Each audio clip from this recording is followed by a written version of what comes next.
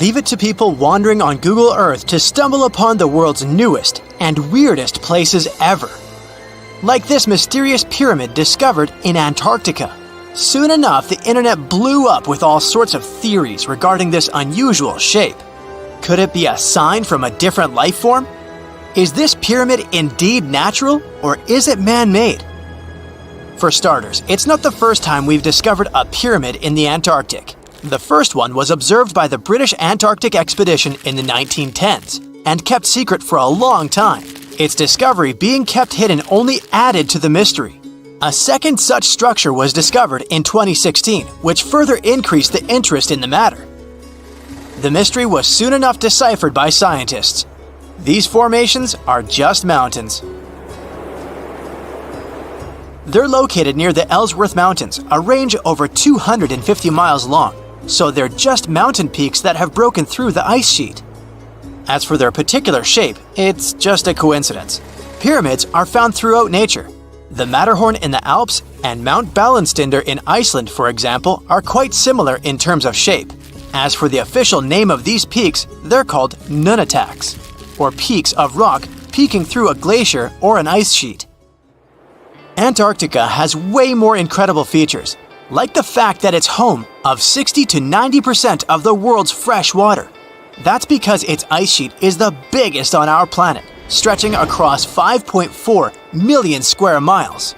I'll spare you the calculations, but that leaves only 1% of the continent ice-free. Antarctica's ice reaches 2.7 miles thick at its deepest point, meaning half the height of Mount Everest. Should it ever melt completely, our sea levels would rise to roughly 200 feet. It wasn't always this cold, though. At some point in our planet's history, Antarctica had some average temperatures as the city of Melbourne has today. It took a lot of research, but scientists figured out that Antarctica's temperatures could have reached up to 62.6 degrees Fahrenheit. Sure, that was 40 to 50 million years ago, but if you think about it, it was at the same time when dinosaurs roamed our Earth.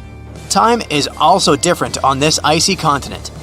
All the lines of longitude that help us calculate different time zones merge into a single point at the South Pole.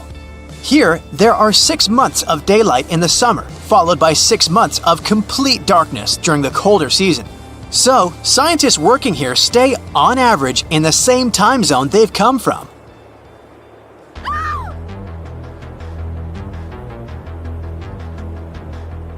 The Bloodfalls aren't a chapter of a thriller movie. They are merely a series of waterfalls located in one of the driest regions of Antarctica. They emerge from an underground lake filled with a special type of bacteria. These little organisms use sulfates as fuel instead of sugars, which makes them very intriguing for scientists. The water contained in this lake is so full of iron that it basically just rusts when it meets air. So, the reddish color of the waterfall also gives it its trademark name. The megalodon was the largest predator ever known in our planet's history. In terms of its location, the megalodon lived practically in all waters on our globe, except near the poles. The reason why there are no megalodon teeth found in Antarctica is probably because the gigantic creature was adapted to only warm tropical and subtropical waters. If you plan to visit Antarctica by boat someday, just know you might not get there on a non-metallic boat. The hull of your transportation device must be made of either steel or aluminum to withstand the harsh weather conditions here. Antarctica isn't home to a lot of bugs. In fact, there is only one true species of insect that calls this place home. It's a wingless midge called Belgica antarctica. This fly is so tiny that it only reaches 0.08 to 0.23 inches long, but it's still the Antarctic's largest terrestrial animal. A lot of Antarctic fish also come with an antifreeze substance in their blood. They don't necessarily need it for protection against the cold temperature, but mostly against touching ice. These antifreezes are made up of large glycoprotein molecules. They surround any small ice crystals that may form, making sure they don't spread through the animal's tissues, which could cause a lot of damage. They also create a sort of small pillow blocking the sharp ice crystals, so they're less likely to cause any pain. It also doesn't rain a lot here on this icy continent, but one amazing meteorological quirk of Antarctica is that it's full of diamond dust. This dust is basically small ice crystals that pop out of humid air close to the Earth's surface. Think of it like an icy fog.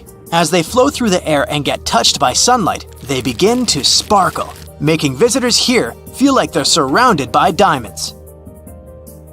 It's probably the last place you'd want to go into labor, but in 1978, the first person was born here ever. Emil Marco Palma was its name, and ever since, 10 other people have been born here in Antarctica. There's a lake on this icy continent that is so full of salt, it makes it impossible for it to freeze over, even if temperatures can go as low as 5 degrees Fahrenheit. That's because pure water freezes at 32 degrees Fahrenheit.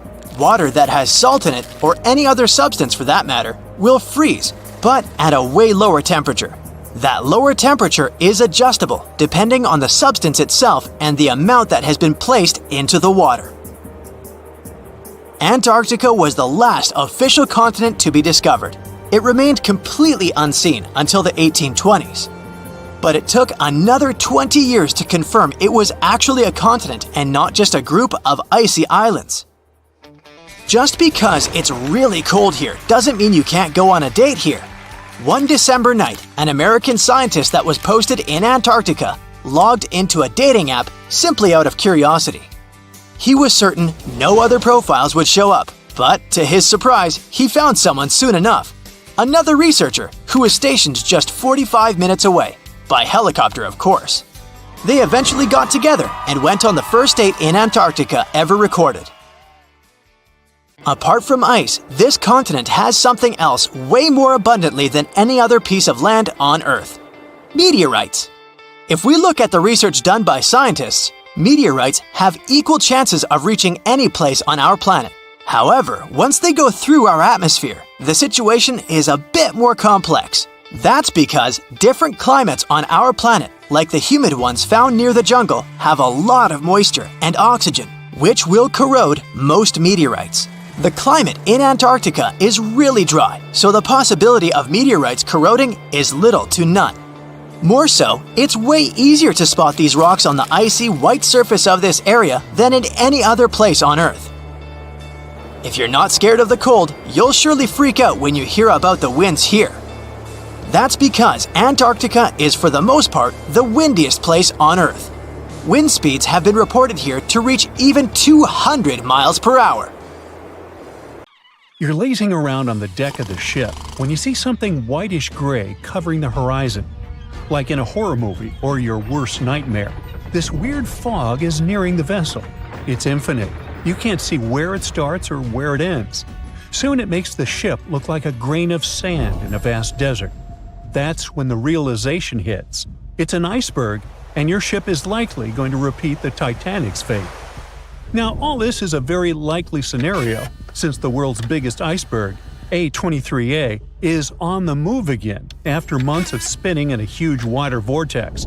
And it's actually the second time in just a couple of years that this massive chunk of ice has broken free.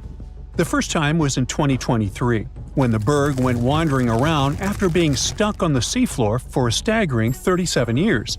The thing is huge, about 3 times the size of New York City. It also weighs nearly 1 trillion tons. The giant chunk of ice first broke off from Antarctica's Filsner ice shelf back in 1986, but instead of floating away, it got grounded on the seafloor just a few miles from where it started. Because of that, it melted much more slowly than most icebergs. In December 2023, A23A finally broke free and started to drift away from Antarctica. But it didn't get far before getting stuck again, this time near the South Orkney Islands. It got trapped in something called a Taylor column. That's a huge spinning water current that forms when ocean currents swirl around an underwater mountain. At one point, A23A was rotating around 15 degrees counterclockwise every day. Luckily, as of December 2024, the iceberg escaped the Taylor column and is now slowly moving again. Researchers are super curious to see if it'll follow the same path as other giant icebergs that have broken off from Antarctica, or if it'll find its own unique way. Such enormous icebergs, such as A23A, release nutrients into the water as they melt, and it can actually create hot spots of life in parts of the ocean that are usually pretty empty. But there's still a lot we don't understand about how the size, shape, or origin of the iceberg might affect that process. So, to figure it out, scientists have been collecting water samples from the areas A23A is expected to pass through, and they'll keep collecting samples as it drifts along. Hopefully, it'll give us a better idea of how massive icebergs like this one influence the ocean around them. By the way, the glacier our monster of an iceberg was once part of could be very, very old, literally ancient. In Antarctica, the oldest glacier ice might be close to 1 million years old. Over in Greenland, the oldest glacier ice is more than 100,000 years old. And in Alaska, the oldest glacier ice ever recovered, found in a basin between Mount Bona and Mount Churchill, is only about 30,000 years old, a mere child. At the same time, in a typical Alaskan Valley glacier, it only takes about 100 years for newly formed ice to travel through the entire length of the glacier. For something like Bering Glacier, which is Alaska's largest and stretches over 140 miles, the ice can move through the whole thing in less than 400 years, and that's a lot of movement for such a massive glacier. Now let's move on to Iceberg Alley, a stretch of the Atlantic Ocean that runs from the Arctic to Newfoundland. If you want to see as many icebergs as you can, that's the place to be. Tons of icebergs float through this place every year. Most of them come from Greenland. In spring and summer, big chunks of glaciers break off and get carried by north-south currents through Baffin Bay into the Labrador Sea, where they eventually melt. Some icebergs also come from Canada's shoreline, traveling through the Davis Strait and into the Labrador Sea before drifting along Newfoundland's eastern and western coasts. These massive ice chunks are really old too, about 10,000 years. Every year, about 400 to 800 medium and large icebergs pass through Iceberg Alley. How fast they drift depends on their size, shape, currents, waves, and wind, but the average speed is less than a half mile per hour. Now, there are 6 types of icebergs that make their way through Iceberg Alley. Tabular icebergs are flat slabs of ice, much wider than they are tall. Blocky icebergs have steep sides and sharp angles, like cut-off pyramids. Wedged icebergs have one steep side and one sloping side. Dome icebergs have a rounded top. Pinnacle icebergs have one or more steep peaks sticking up. And dry dock icebergs are U-shaped with a hollowed-out section. They all look incredible. Comment below which is your favorite type. Anyway, as these icebergs drift south, the warmer water speeds up their melting, making them pretty unpredictable and sometimes dangerous. Nowadays, satellites help track medium and large icebergs to prevent accidents, but smaller icebergs can still be risky for small boats. One iceberg made headlines in 2018 when it got unusually close to the Newfoundland village of Fairyland. Pictures of the giant iceberg towering over the village's houses went viral. It got stuck in a 330-foot deep water, which turned out to be too shallow for its massive size. And now I'll take you on an unusual journey to the past to witness the birth of something beautiful and equally disastrous.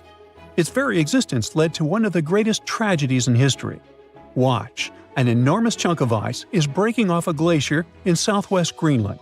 It's made of snow that fell over 100,000 years ago, when mammoths were still wandering around the planet. The enormous iceberg starts its long journey. It stretches more than 1,700 feet in length and weighs 75 million tons. Despite its size, it's pretty peaceful and stays far away from ships and the busy transport routes near where it was born. But then, it starts floating south, much farther than most icebergs ever get. Usually, icebergs like this melt way before they reach such warm waters. Out of the 15,000 to 30,000 icebergs that drift away from Greenland's glaciers every year, only about 1% make it all the way to the Atlantic. So the fact that this iceberg keeps going and reaches over 5,000 miles south of the Arctic Circle by April makes it truly unique. Even after months of melting, this block of ice is still incredibly massive. It weighs around 1.5 million tons, which is almost twice as much as the Golden Gate Bridge. Above the water, its visible parts tower more than 100 feet high. But like most icebergs, the majority of it, about 90%, is hidden below the surface. The iceberg story takes a tragic turn on April 14, 1912, when, guess what? Yep, it comes across the ocean liner Titanic. The ship is about 370 miles from Newfoundland in the North Atlantic Ocean when the iceberg seems to appear out of nowhere. The crew doesn't spot it until just minutes before the crash. Why don't they see it sooner? That's a good question. Now, most people imagine icebergs as tall, bright, white chunks of ice, maybe even covered with snow. But in reality, icebergs come in all sorts of colors. Some are striped, patterned, or even have candy-like swirls, and they can also be black. There are two ways an iceberg can turn black. When the ice is extremely pure, with no bubbles or cracks, then it absorbs all the light instead of reflecting it, making it look black. Or a volcanic eruption can cover a glacier in ash. If ice from that glacier breaks off, it can have a dark or black color. Now, scientists still aren't sure why the Titanic's iceberg looked dark, or even if it really did. But one sailor who was on the lookout in the crow's nest said it seemed black. Another described it as gray or dark gray. One theory is this iceberg could have been a blackbird, which forms when the top part melts, causing the iceberg to roll over. If the bottom is smooth enough to absorb light, it looks dark. But even if the iceberg wasn't truly black, nighttime could have made it much harder to spot. Icebergs don't reflect much light, especially if they're jagged or vertical. They end up blending into the dark, shimmering ocean. Without radar, icebergs at night are incredibly hard to see, which is probably why the Titanic's crew didn't notice it in time.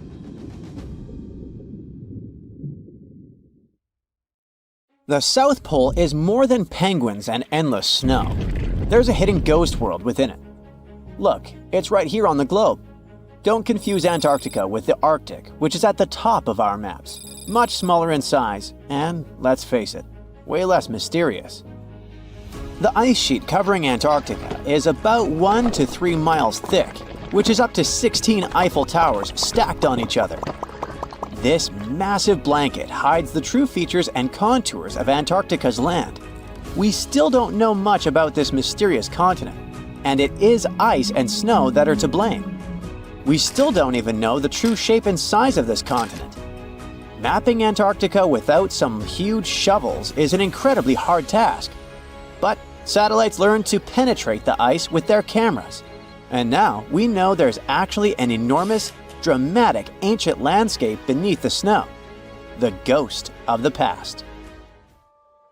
About 90 million years ago, Antarctica was a much warmer place. It was actually a lush rainforest with tons of plants and probably teeming with life.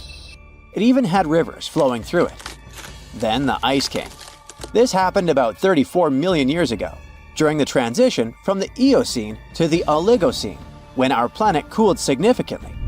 It was the beginning of one of our several ice ages. The land remained, but now was hidden under ice and snow that got thicker and thicker. To a regular eye, Antarctica turned into a white desert, vast, flat, and featureless. Time went on. This massive ice sheet moved around, smoothing and shifting the ground beneath it. Over the millions of years, it changed what the land looked like. Now, if we looked under the ice, it wouldn't hold any signs of the original South Pole, except for one place. In areas where the ice is especially thick and doesn't move much, like in East Antarctica, it has actually worked the other way around. It became like a super thick blanket that protects the land. Normally, things like wind or rain slowly wear away the ground over time, changing its shape. But since we have this protective ice blanket, it prevents these natural processes from reaching the stuff underneath. So, the ground stayed almost the same for millions of years, like it's been frozen in time. This special area near the Aurora and Schmidt subglacial basins has become the ghost of Antarctica's landscape. This place was barely touched even since it was first covered in snow 34 million years ago. This is a historical footprint, a place that can tell us what Antarctica's ground looked like before it became a freezing nightmare. As scientists peered under East Antarctica, they saw an amazing ghost. The traces of the rivers that were flowing there millions of years ago, various valleys, and some weird little islands, as well as 3 big chunks of land shaped like the letter U. Hey, what's that all about? You see, the continents on our planet are moving constantly, sliding along the red-hot lava mantle like cereal on milk. Over history, they came together and broke apart several times. Hundreds of millions of years ago, several continents were a part of one enormous Gondwana. Antarctica was one of them. It used to be one huge landmass. But when Gondwana broke apart, the poor continent got stretched by tectonic forces. Parts of land were pulled away from each other. Whoosh! And they got torn apart. And that's how we got these big chunks or blocks of land under thick layers of ice. In any case, scientists now want to explore this ghost a bit more. But to study it deeply, they need to actually drill down through the ice, like using a straw to get to the bottom of a thick shake. This will help them pick up some rocks and dirt from way below to learn more about the Earth's history and climate. Antarctica is the 5th largest continent in the world, approximately bigger than the entirety of Europe or Australia, competing with the entire South America in size. Aside from East Antarctica, we discussed there are several more regions: Antarctica Peninsula, South Pole, West Antarctica, and the Ross Sea. The continent is basically a frozen sandbox, and all its hidden, mysterious landscape is actually less explored than Mars's terrain. We only know for sure that without ice, it wouldn't just be flat and empty, but an entire world full of big mountains, huge canyons, and even fiery volcanoes. Some of these volcanoes are so huge that they peak above the layers of snow. In West Antarctica alone, there are at least 138 volcanoes, though only about 8 or 9 are active today. One of the craziest ones is Mount Erebus, the southernmost volcano and the tallest one on the continent, about 12,500 feet high. And deep beneath the ice sheet, this guy hosts incredible, beautiful subvolcanic caves. The temperatures there are warm enough for t-shirts. The Antarctic Peninsula, or Lesser Antarctica, looks like a bunch of mountainous islands deeply underground. It has newer volcanic rocks that are part of the Pacific Ring of Fire, which is like a giant circle of volcanoes and earthquake zones around the Pacific Ocean. The Greater Antarctica is a huge part, almost as big as Australia. It consists of East Antarctica and the South Pole. Beneath the ice, it's a place of rocks that have been around for a very, very long time, including the special zone we mentioned. You probably know that Antarctica is nearly devoid of humans. No wonder, with a mean temperature of about -46 degrees Fahrenheit. But even though this place is horrifyingly cold and deserted, life still clings on. You guessed it, in the underworld. In 2017, scientists found DNA traces of algae, moss, and even possibly unknown small animals in the deep caves. That means that even in such crazy conditions, there are still unique ecosystems thriving in little isolated warm pockets beneath the snow. There was another incredible find beneath Antarctica's Ross Ice Shelf, a lively ecosystem vibing within an underground river. Scientists have long suspected that Antarctica's underworld should have some freshwater lakes and rivers. One day, a satellite spotted a groove there. They decided to explore it and used a hot water drill to melt their way through the ice. As they reached the underworld, they dropped a camera into one of those hidden fresh rivers. And at first, they thought they'd find just some rocks or something. But instead, they stumbled upon hundreds of amphipods, tiny shrimp-like creatures. Little ones instantly swarmed around the lens. Shrimps blocked the camera and scientists couldn't check out what they wanted to. Pretty funny, but at least that means that there really is an important ecosystem deep within Antarctica. Now, they're gonna explore it. And all this is just the beginning of the mysterious underworld. Antarctica's snow also hides the deepest canyon on Earth under the Denman Glacier. Well, Mariana Trench is still the deepest point on Earth, but it's a part of the oceanic crust, geologically speaking. Also, in 1958, explorers found a huge mountain range under the ice, as big and tall as the famous Alps Mountains. The range stretched for about 745 miles with peaks as high as 1.7 miles. And all this magnificence is buried under tons of ice. Who knows what else we might find there? Antarctica holds about 60% of our entire planet's fresh water, which means it would be pretty bad if it melted. For example, there's this Doomsday Glacier, officially known as Thwaites Glacier. It's a huge ice formation, about the size of Florida, and it's melting right now. Every year, the sea levels rise by 4% because of it. If this guy melts away completely, the sea levels all around the world will increase by 2 feet, which might not sound like a lot, but it would be catastrophic for coastal areas. Luckily, researchers have found that even if its ice shelf were to collapse in the next 50 years, the glacier itself wouldn't retreat as quickly as they feared. It's still losing ice rapidly, but it would be quite a slow process. Antarctica, a snowy world of about minus 46 degrees Fahrenheit, covered in ice for millions of years. But it wasn't always this way. Scientists just found something buried deep beneath the seafloor that shouldn't exist. Tiny golden droplets of amber. This means that Antarctica was once teeming with life and thick with trees. But something happened to it. Something that could reshape the way we see our own future. Antarctica has been a land of howling winds for millions of years. No tree can grow here today. But scientists who studied those lands decided to drill deep beneath the Antarctic surface. They went thousands of feet below the ice, pulling up ancient layers of sediment. And there, trapped in time, they found tiny pieces of golden amber. Amber is basically fossilized tree resin. It's found all over the world, often with perfectly preserved pieces of ancient life. Insects trapped mid-flight, pollen frozen in time. Entire tiny ecosystems can be locked inside golden droplets. In every continent, but not in Antarctica. Until now.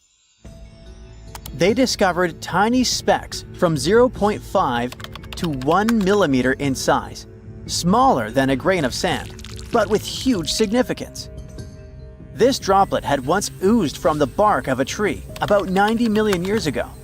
What's even wilder, amber is only produced by certain types of trees, the ones that grow in humid, temperate rainforests and jungles. That's when the realization hit.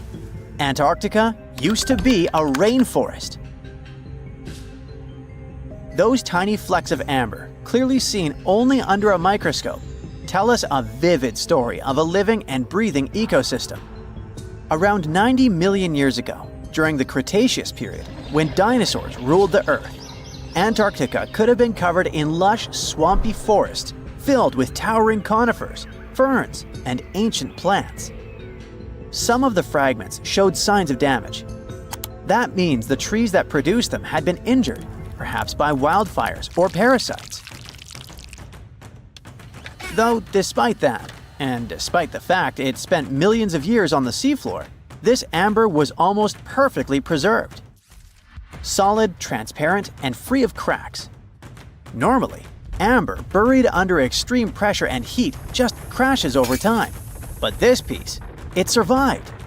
That means other pieces could survive as well, and we might find more of them on the ocean floor. But this wasn't the first sign that Antarctica had once been a different place entirely. It started in 2017. A team of scientists drilled deep into the seabed near Pine Island Glacier on Antarctica's west coast. They pulled up sediment cores, long cylindrical samples of Earth that had been buried for millions of years. And it was insane. Inside these layers they found fossilized roots, pollen, spores, traces of an ancient forest that had once thrived here. And that's exactly what they'd been studying ever since then. In order not to damage anything, they had to spend years of hard work. breaking down the sediment into thousands of tiny pieces and scanning them all under fluorescent microscopes. The same team also found another piece of the puzzle back in 2020. They found more sedimentary samples from the ocean floor that pointed to a land of dense trees, rivers, and wetlands. A world that looked more like the Pacific Northwest or New Zealand. But why was Antarctica so warm back then? Well, that's all because of the atmosphere. 90 million years ago, Earth's carbon dioxide levels were terrifyingly high.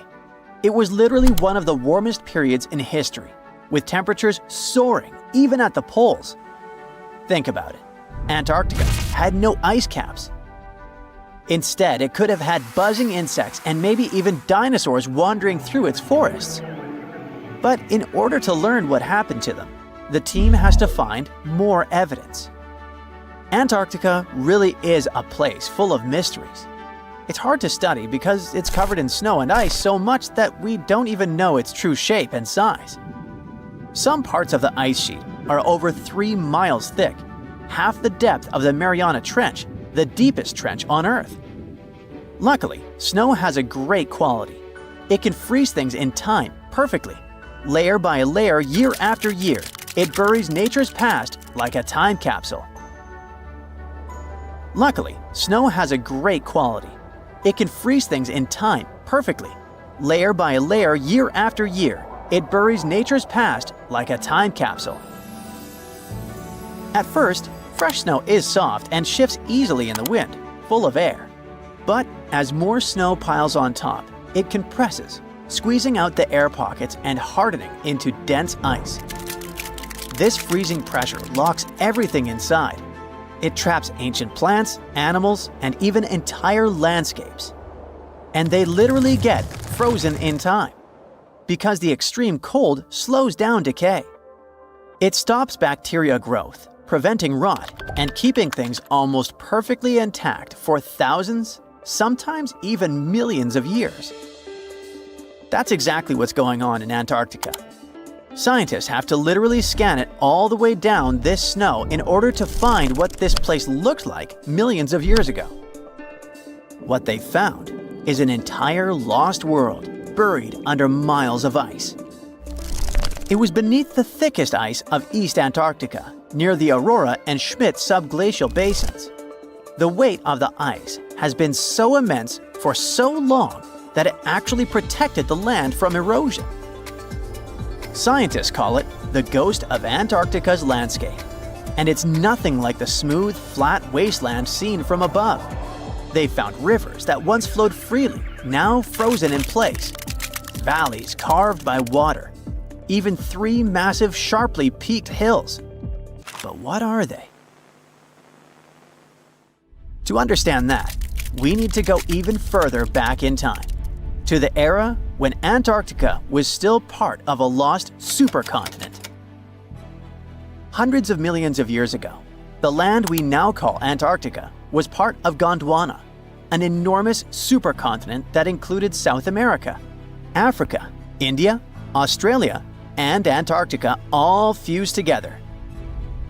But as Earth's tectonic plates slowly drifted apart, Gondwana broke into pieces. Antarctica was ripped apart, its land stretched and fractured.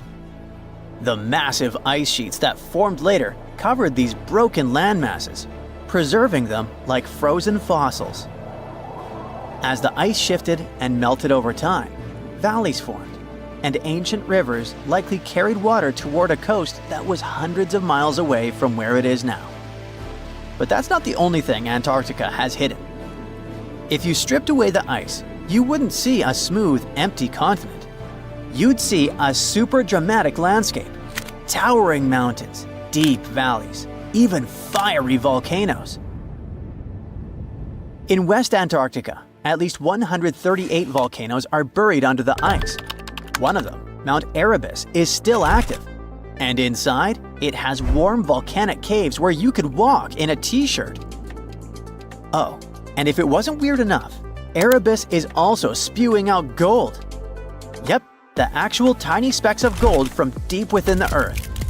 Scientists believe this happens because magma, the superheated semi-molten rock beneath the Earth's surface, carries liquid gold with it as it rises. Every single day, Erebus releases about 0.2 pounds of it.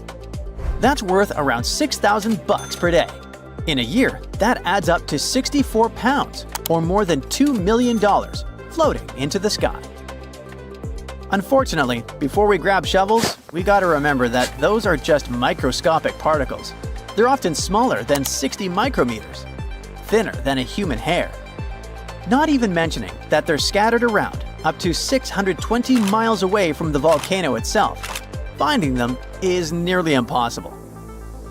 But that just shows that even in such a harsh place that looks just like a white desert, there are still many fascinating mysteries to discover. For example, somehow, life still clings there.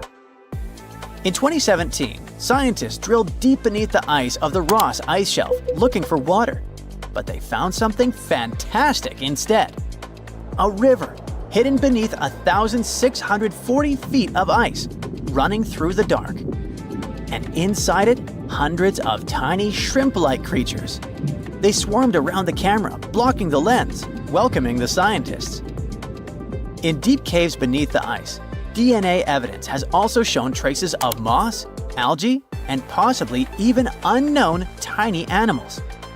So, turns out, even in one of the harshest places on Earth, life finds a way. And who knows what else we'll discover in the South Pole? This sleek, state-of-the-art submarine named Ran was sent to explore the depths of Antarctica. But as soon as it discovered something, it mysteriously disappeared. So, what happened? It all started when scientists wanted to explore one of the most remote and mysterious places on Earth, the Dotson Ice Shelf in West Antarctica. This ice shelf, silent giant, stretches 30 miles wide. That's almost the length of New York City. It stands between two icy promontories, the Martin and Bear Peninsulas, and it hides an entire world of geological mysteries. If you think that Antarctica is nothing but a desert of super thick snow and ice, you're wrong. There are entire landscapes hidden deep down there. The underside of the Dotson Ice Shelf is a rugged, dynamic terrain shaped by the slow, relentless forces of nature. There are towering ice formations, deep troughs, and bizarre structures stretching for hundreds of feet. Scientists are super curious about it, but as you can imagine, this landscape isn't easy to explore at all. To find out more, we have to scan the area with satellites or try drilling through the snow, trying to collect the big picture, piece by piece. But these methods only gave us vague hints. The real breakthrough happened when scientists came up with the idea to let the submarines explore it. Autonomous submersibles could swoop deep into the icy waters beneath the Dotson Ice Shelf and tell us what's up down there. These robotic explorers have fantastic advanced sonar systems. It's that thing that bats or dolphins do. They can use sound to see the world.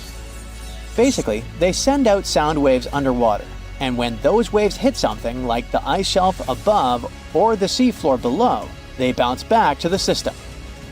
Animals feel how long it took for the sound waves to return and how they changed. And this helped them understand what's located where. For example, clicks that dolphins send out tell them where the fish are. We copied this crazy evolutionary trick and adapted it to our underwater exploration. Only our version is much cooler, with a higher level of precision, so we created detailed maps of the environment. The Rand submarine was one of those robotic explorers. It was named after the Norse deity of the sea. Ran had been meticulously programmed to navigate a treacherous landscape of Antarctica. But even with all this training, its journey led to an unexpected and eerie end. In 2019, Ran was sent to explore the depths beneath the Dotson Ice Shelf. It was a hero, the first one to go on a mission like this. The team said it was like seeing the other side of the moon. For 27 straight days, it worked tirelessly. It traveled over 620 miles beneath the thick ice. That's like a journey from Paris to Berlin. Ran went further and deeper than anyone could have imagined, At one point, it reached over 10 miles into the glacier's belly, and what it discovered down there was astonishing.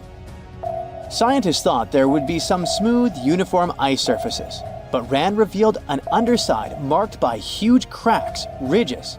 There were formations that looked like sand dunes, frozen in time.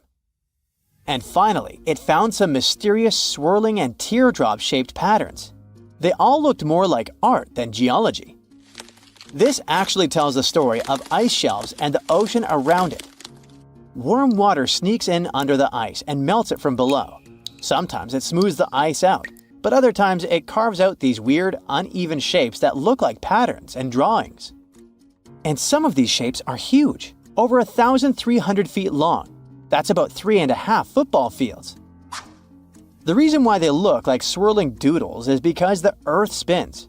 It makes the water turn in special ways, bending the shapes and drawing these spirals. It's called the Coriolis effect. Imagine you were on a merry-go-round and tried to throw something like a ball. It would go in a curve, not a straight line. Same thing happens with the water on Earth.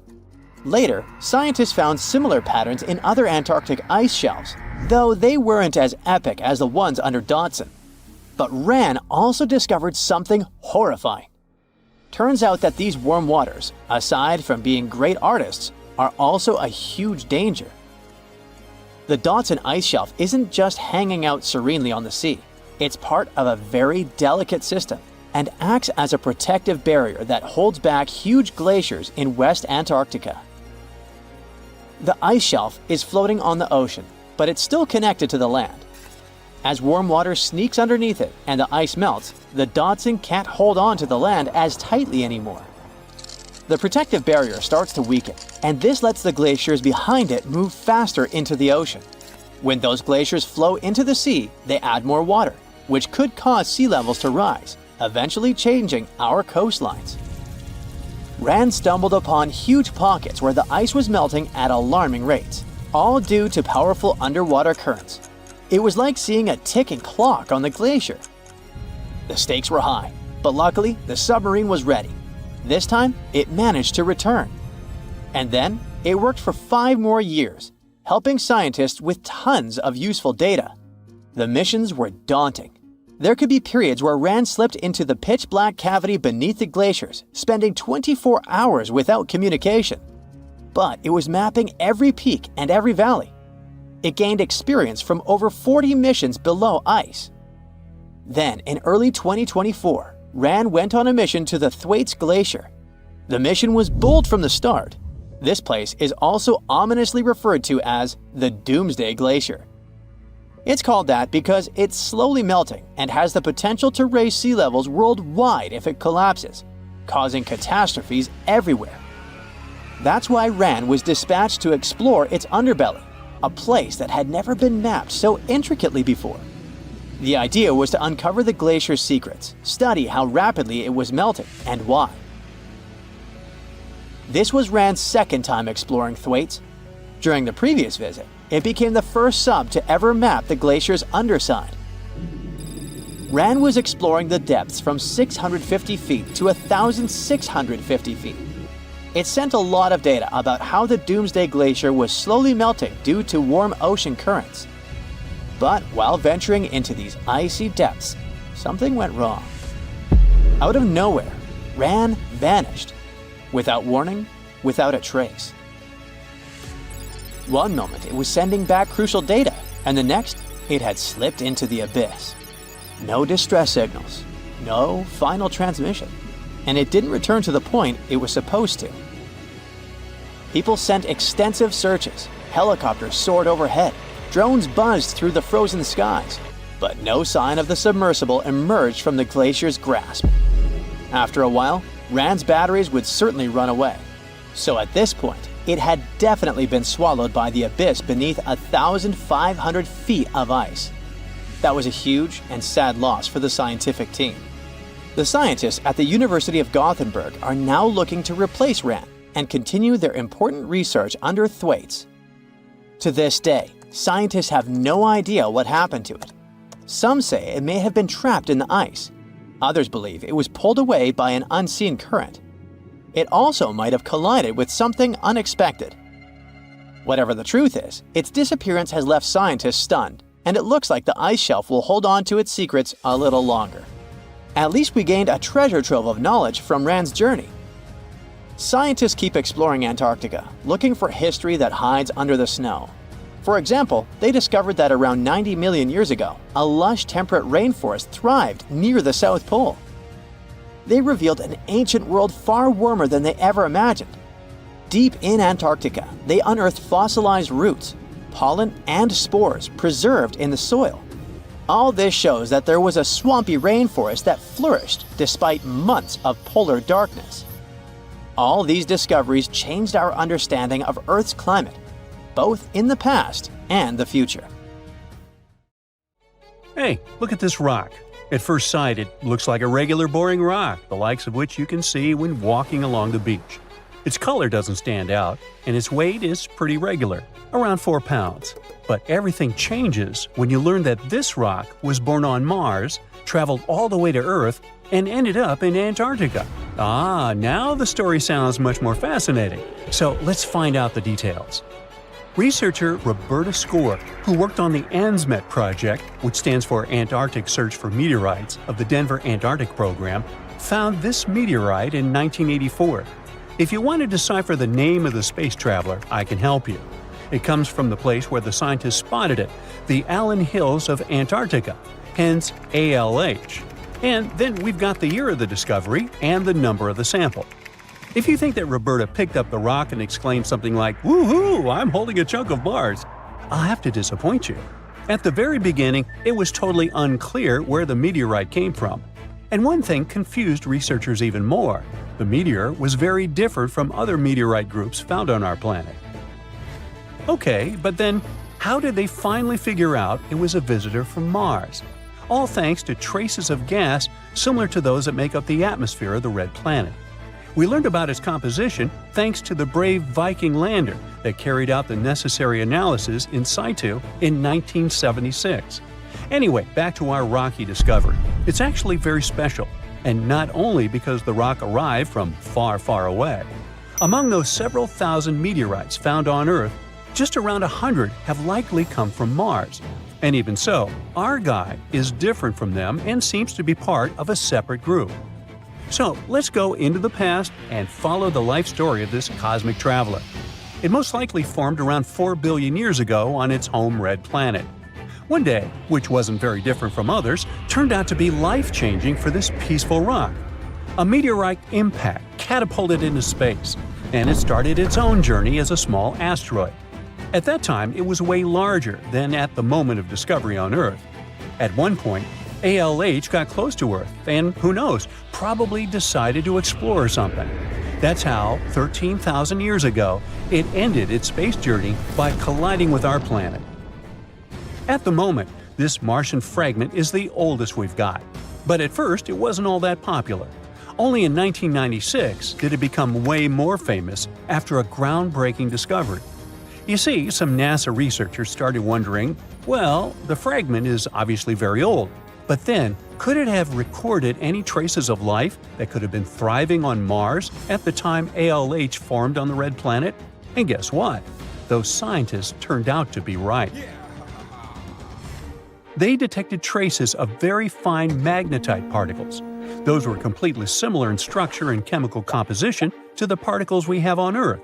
They're called magnetofossils, and magnetotactic bacteria produce them.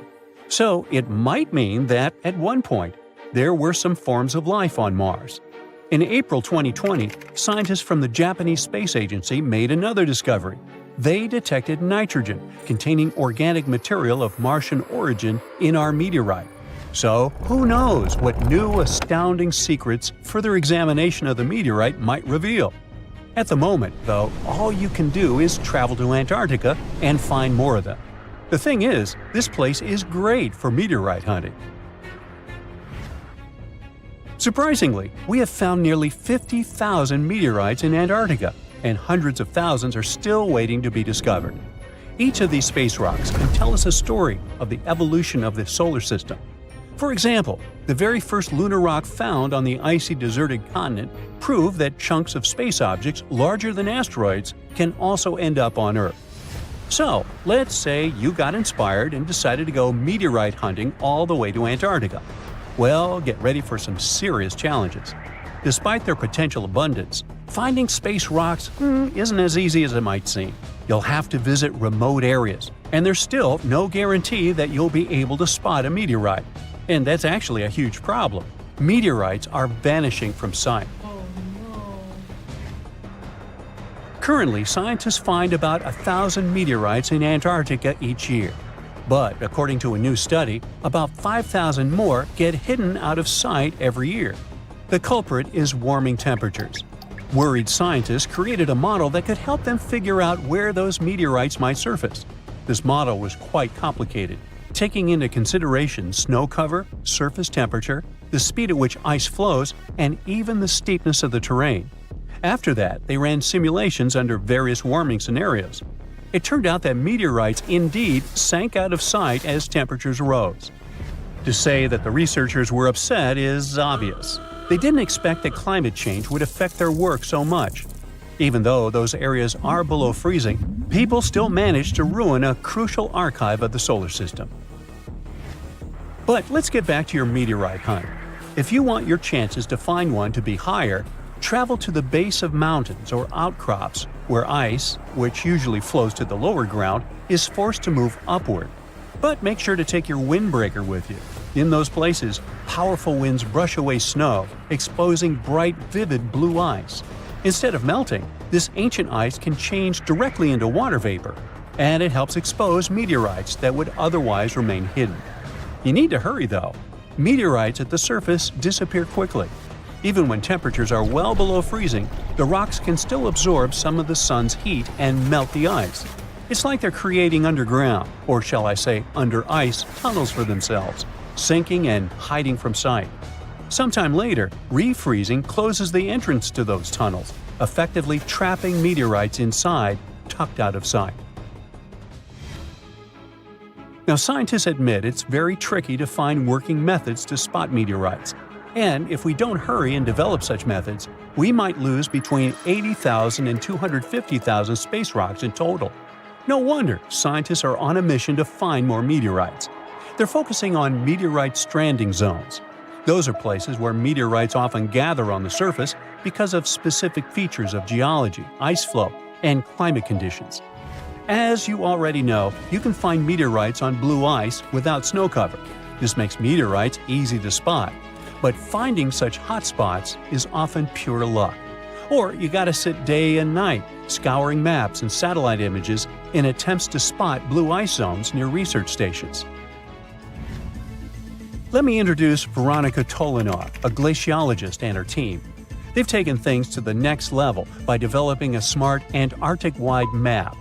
To do it, they've used machine learning and satellite data from NASA, the Canadian Space Agency, and others. This map highlights areas where meteorites might be hiding based on past finds and all kinds of climate and ice data. Apparently, the best places to find meteorites are along the edges of the continent and near mountains with blue ice. Unfortunately, it's not just the blue ice that matters. The temperature and speed of the ice flow are also super important. For example, if the ice flows too quickly, meteorites get swept away before they can accumulate. So, if you want to find a meteorite, you have to wait for very precise conditions. The surface temperature has to stay below 16 degrees Fahrenheit almost all the time. Otherwise, meteorites sink. You can start with the Allen Hills region. Yup, that's where our ALH friend was discovered. This area is kind of a meteorite gold mine with more than 1,000 finds. But there are even more promising places, like the Fimbulheimen Mountains, and no one has searched there yet. You might be the first.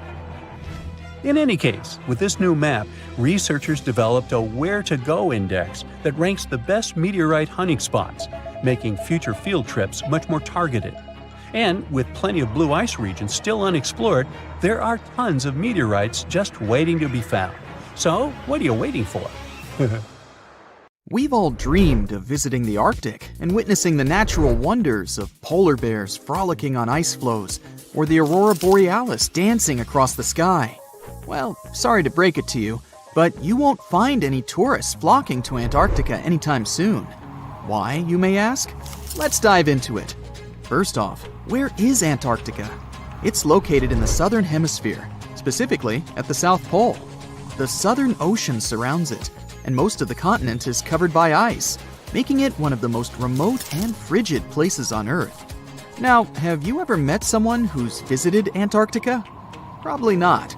It's one of the least visited places on the planet, and only a handful of lucky explorers have seen its interior, which is mostly made up of glaciers and ice fields.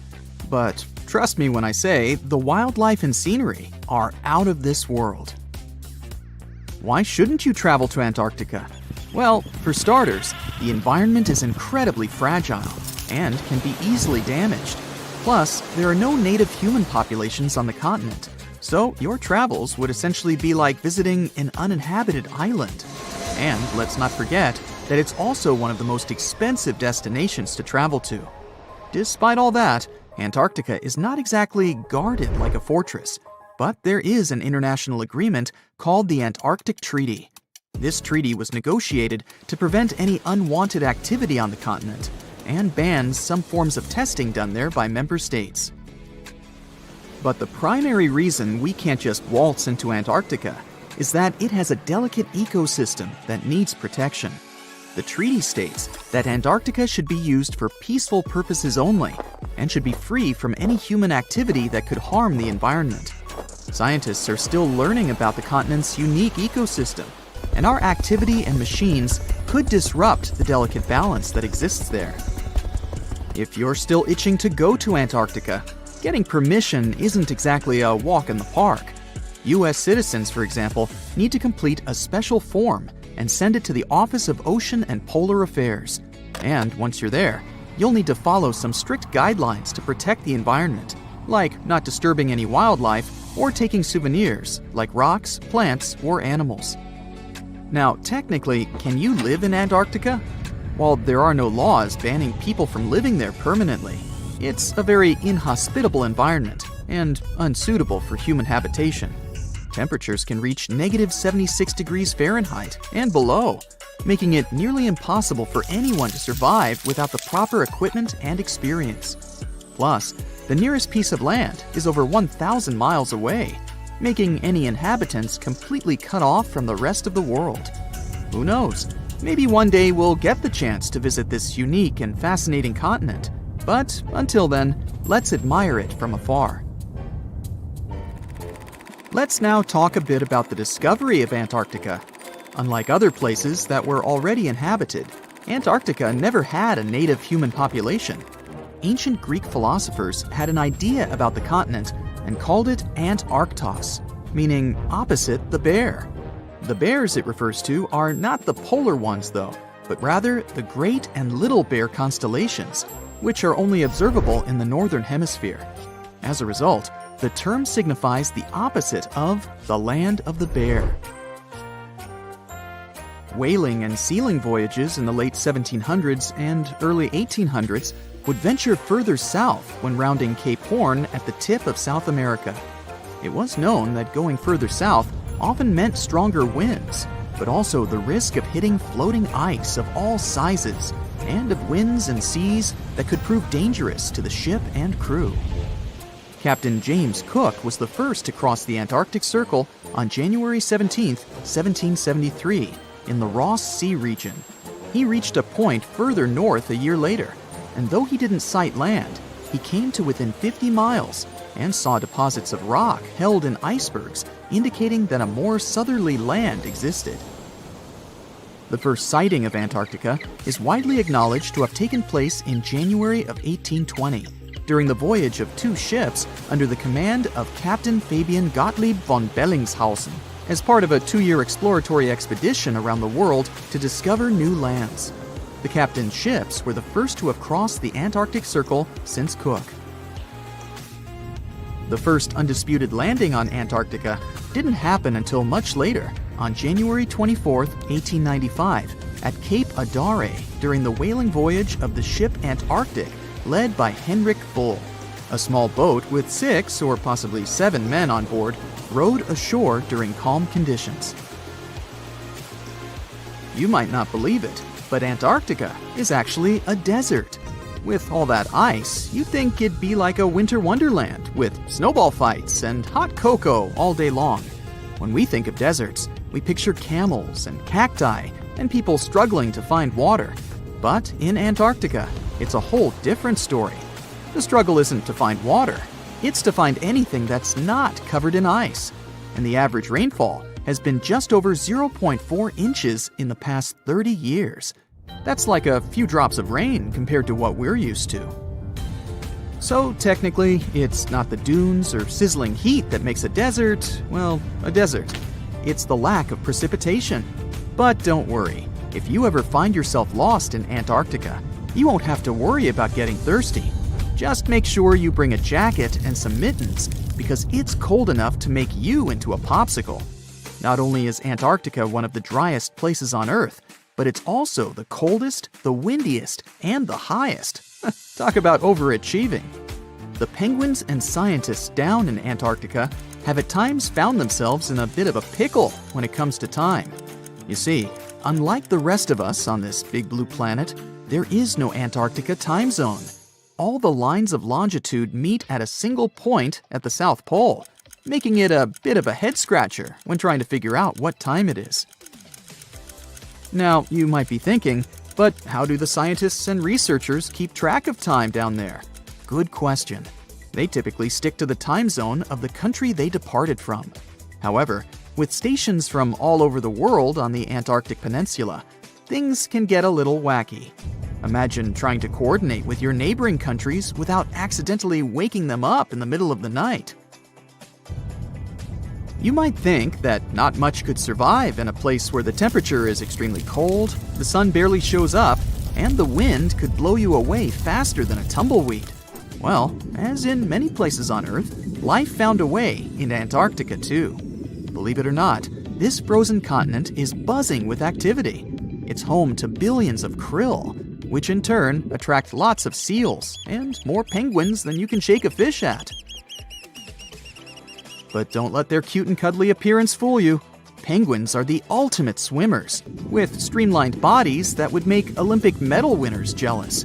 They come ashore to breed and chill, but their real talent is stealing pebbles from each other and forming mathematically precise huddles to stay warm. Antarctica is also home to the largest species of penguin on Earth. It's called the emperor penguin. Sure, these creatures are flightless birds, but that doesn't mean they can't jump. In fact, some of them can leap up to 120 inches.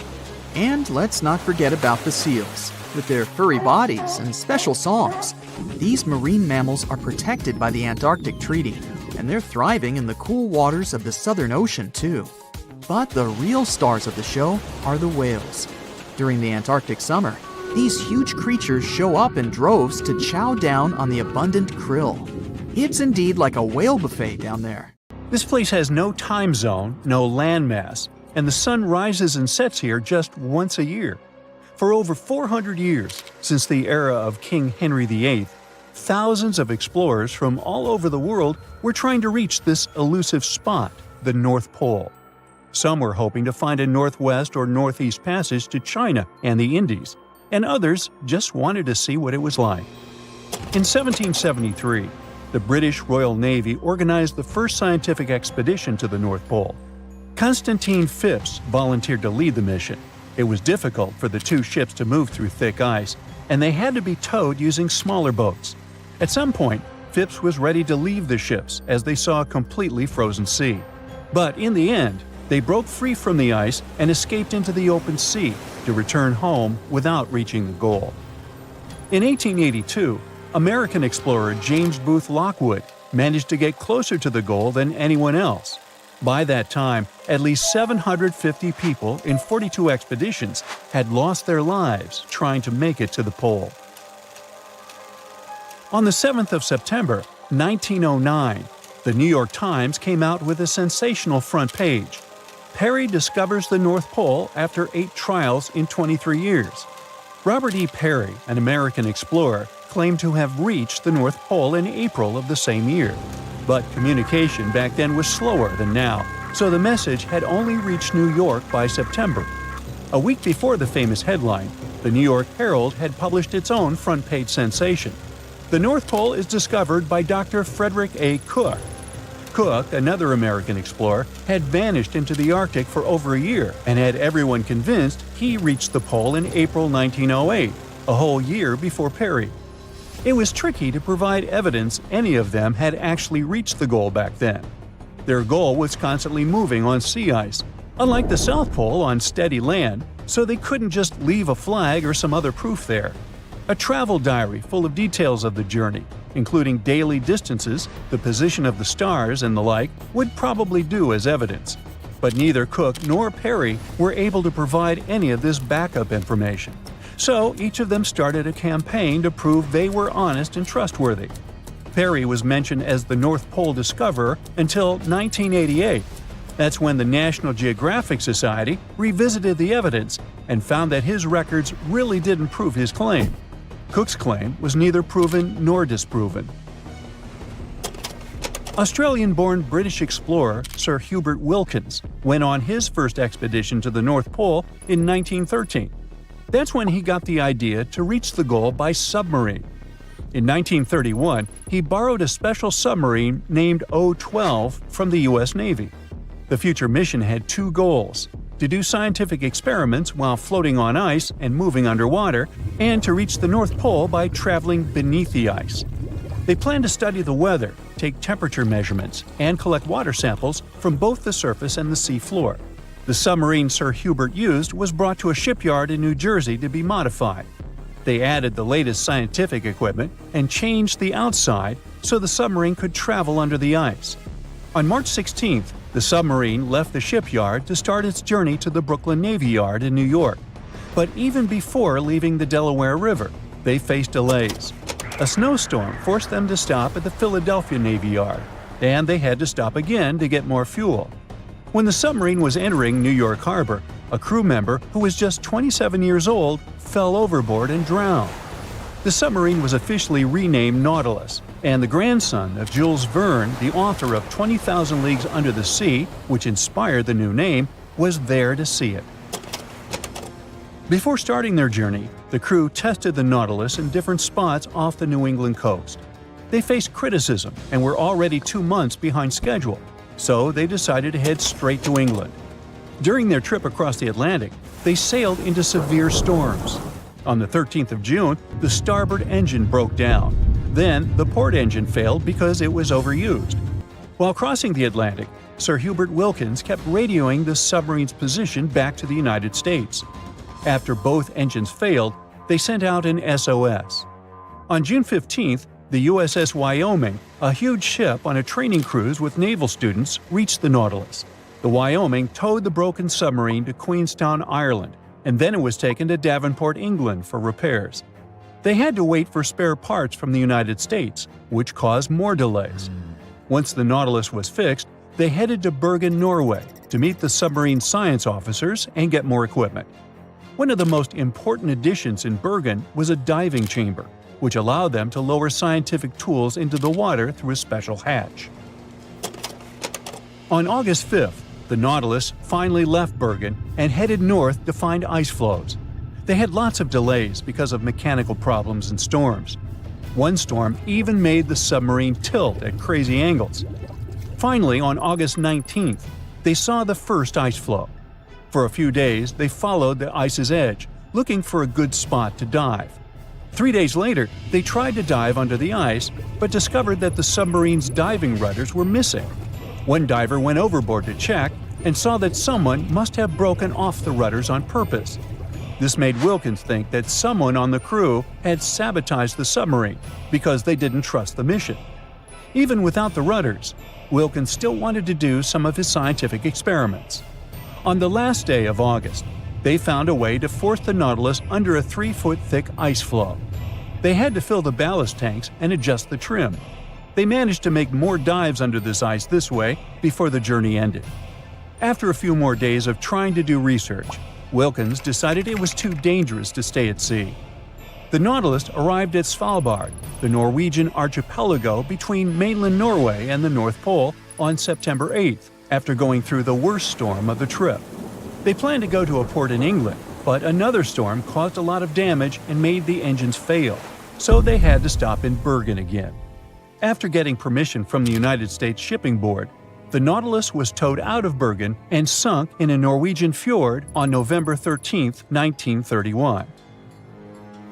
In 1958, a U.S. submarine with the same name, Nautilus, became the first vessel that reached the North Pole by traveling under the ice.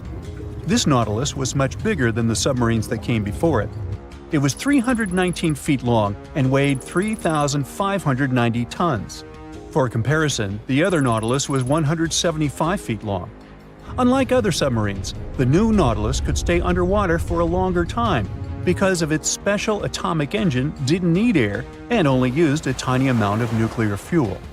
On July 23, 1958, it left Pearl Harbor, Hawaii on Operation Sunshine. There were 116 people on board: Commander Anderson, 111 officers and crew, and 4 civilian scientists. The Nautilus traveled north through the Bering Strait and only surfaced once at Point Barrow, Alaska. On August 1st, the submarine left the north coast of Alaska and dove under the Arctic ice cap. The submarine traveled at a depth of 500 feet, with the ice above it between 10 to 50 feet thick.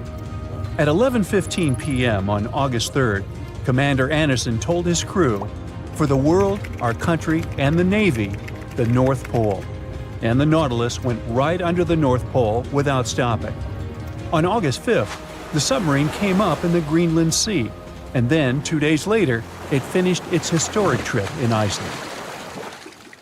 A colossal iceberg, more giant than a city, broke away from Antarctica in mid-2021.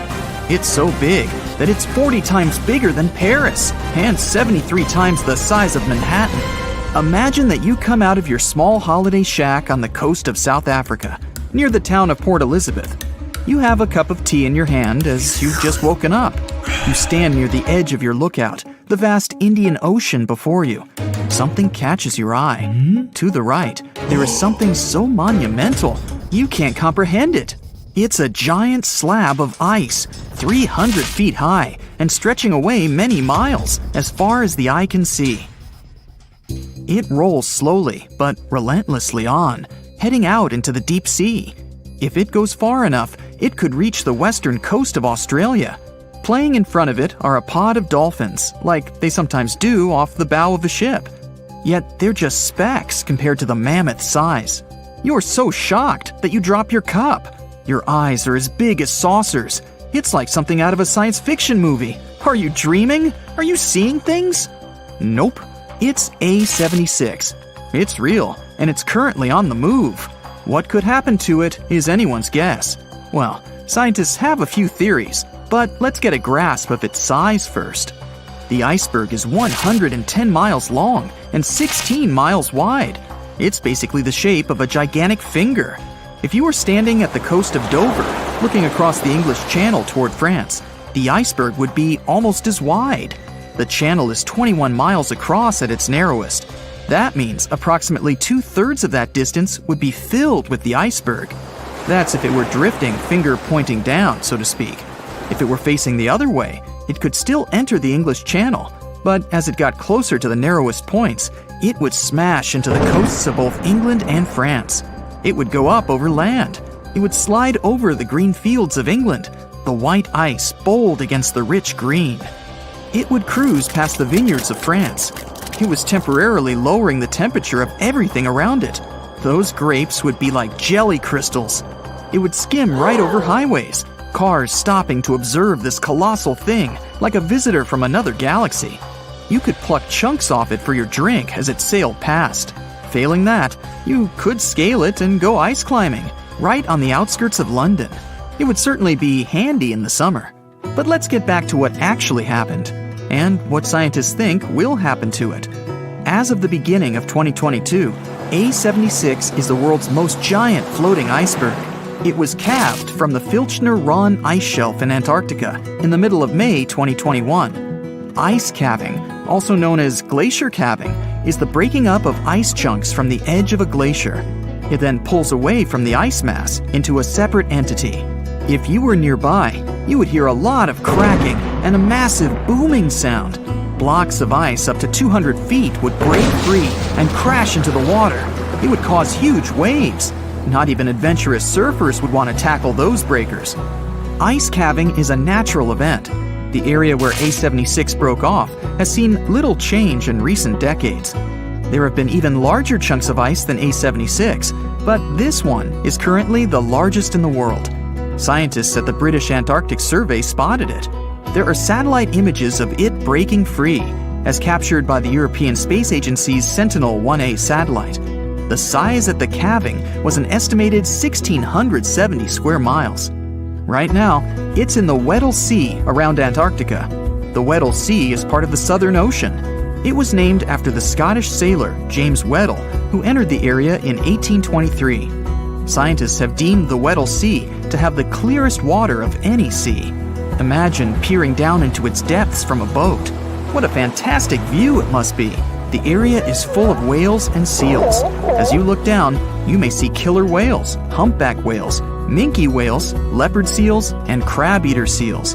And if you look towards land, you'll likely see a colony of Adelie penguins.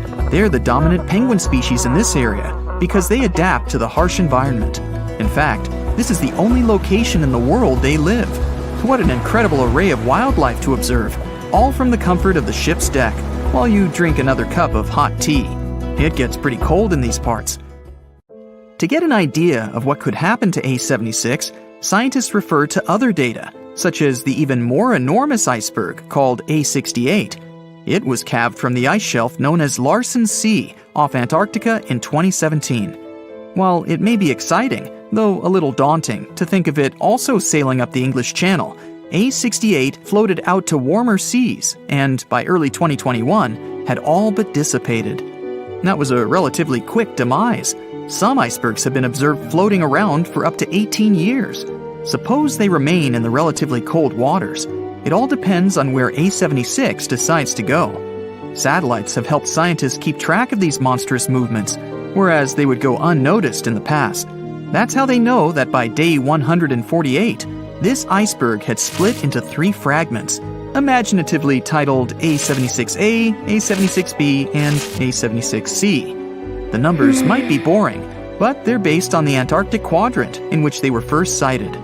If these enormous chunks do break up entirely, it will not add to rising sea levels because it was already part of the floating ice shelf. Imagine these ice chunks in your glass. They already take up a certain amount of space. They will simply change form into water. Icebergs like this one are different from glaciers or ice sheets found on land. Those are the things that help to raise sea levels when they break off and melt. For example, if the whole of Antarctica's ice sheet were to melt, it could raise sea levels by nearly 190 feet. If you think A76 is enormous, and it clearly is, there was another that makes it look small in comparison. On record, the largest iceberg was sighted in November of 1956, 150 miles west of Scott Island in the South Pacific Ocean. Ironically, it was seen by a ship known as the USS Glacier. It was sized over 12,000 square miles. This iceberg was larger than the country of Belgium. What may happen to the chunks of A76 will depend on a few factors. Ocean currents can make a significant impact, and wind direction and speed can too. They may move closer to coastlines, where they can freeze into pack ice. They can also drift into shallow waters and hit the seabed, called seabed gouging. The deepest part of the iceberg can act like the keel of a boat. It digs into the ocean floor, but the sheer size of the iceberg keeps it moving. Soon it's tearing up the floor, creating a long, narrow furrow or a gouge. Fish would scatter, the earth would shake, the noise would be tremendous. It's actually quite common in offshore environments near where ice is found. You would not want to be scuba diving nearby when one of these rips through. However, it would make for a spectacular sight. Generally, icebergs deteriorate through melting and fracturing, which, as you can imagine, changes the mass and the surface area. Combined with wind and ocean currents, it can make iceberg modeling difficult. As for A76, we'll just have to wait and see. Before we go, let's return to our imaginary voyage down the English Channel. The island of ice, 73 times the size of Manhattan, with its gigantic frosty finger pointed down toward the Celtic Sea, rolling steadily onwards, unable to be stopped. Hundreds of thousands of people have flocked to the coasts of both England and France, to watch this extraordinary spectacle as it cruises by. On top of the ice, there are thousands of penguins playing happily. They almost look to be waving back to the abundance of sightseers who cheer them on their way, the children jumping with joy at the most spectacular sight they've ever witnessed. There are entire communities of unusual tiny organisms that live in lagoons in Patagonia, and they are some of the first forms of life ever. No one had known about them until two scientists, Brian and Mauritia, went to explore certain areas in Patagonia. Now, Patagonia occupies nearly half of Argentina, and few people live there. Only some farmers and sheep ranchers that mostly stay near rivers and grow things such as apples, pears, and alfalfa. A long time ago, it was a wild and distant place where Indian tribes lived. But this time, we're going to follow the tracks of life forms that appeared long before humans and look closer at these interesting microorganisms Brian and Mauritia found. Those two had to drive for 9 hours on some rough roads to reach their destination. They stayed in a small village. Only 35 people live there. These people depend on just one spring because it almost never rains there. On the last night in the village, Brian realized that satellite images he had taken had shown a set of lagoons that were only 10 miles away. The next day, the small team jumped into a car and went up the road as far as they could until it became too difficult to drive. They continued hiking the rest of the way. It was hard because they had to carry water to deal with the intense sunlight. In some spots, they ended up sinking up to their knees in a slush made of salt. Up there were 12 lagoons with perfectly clear waters. The place itself didn't offer much except for very acidic and salty water and intense direct sunlight. But it was kind of like traveling back in time, because those conditions were like what Earth looked like many, many years ago. When Brian examined the lagoons, he was surprised to see many unusual microorganisms there. We call them stromatolites, and they're so small we can't even see them without a microscope.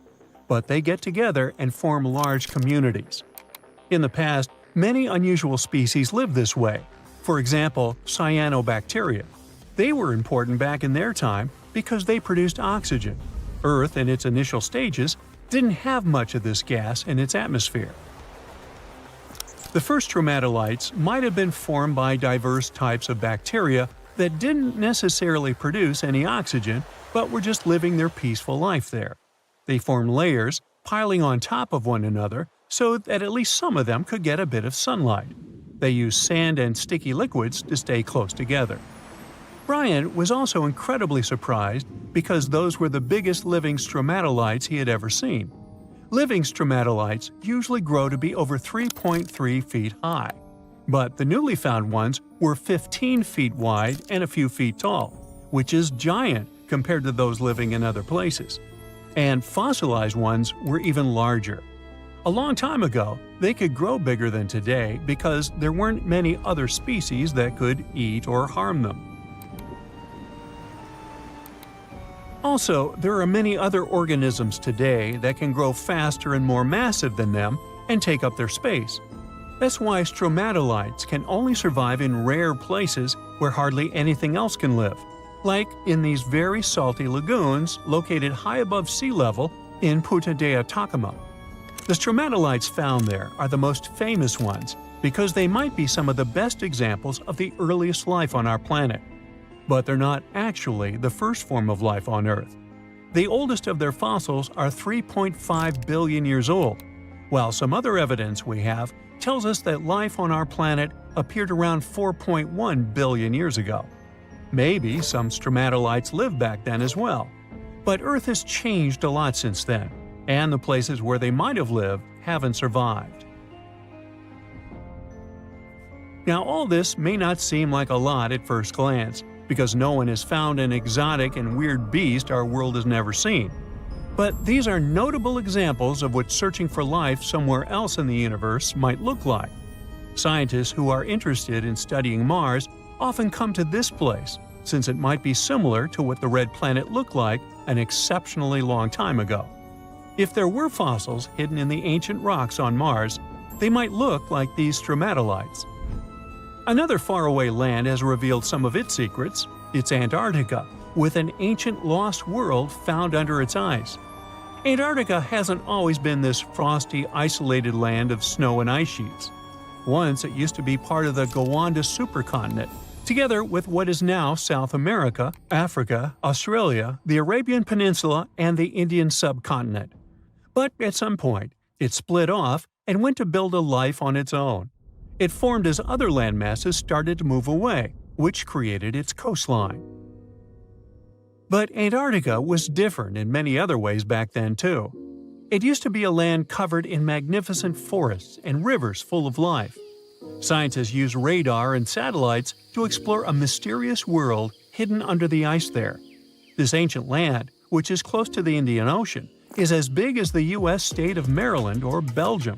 It's more than 14 million years old. Some studies say that this area formed over 34 million years ago, which was way before Antarctica got into its deep freeze. At first, temperatures there were higher, possibly like the weather in Patagonia or the cold, temperate rainforests of Tasmania, New Zealand, or maybe even more tropical than that.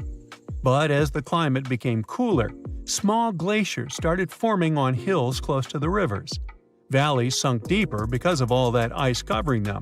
And then, temperatures dropped even lower, and a giant layer of ice covered the entire continent, hiding those old glaciers. Rivers shaped this lost world a long time ago, way before it ended up covered in ice that's almost 2 miles thick in some spots. Scientific studies of this area showed that those landscapes had been full of highlands and mountains.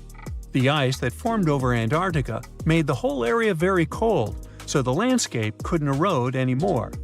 This means everything has remained basically the same and untouched under the ice for millions and millions of years. What's interesting is that we know less about this land hidden under the ice than about the surface of Mars. One way to explore it would be to drill through these ice sheets to check for samples of sediments below. They could tell us more about the ancient flora and fauna frozen underneath. It's not a new method. A similar method was used to collect 2-million-year-old samples in Greenland. Australia has a secret world too. Ancient organisms were found hidden in rocks in the northern parts of the continent that are about 1.6 billion years old.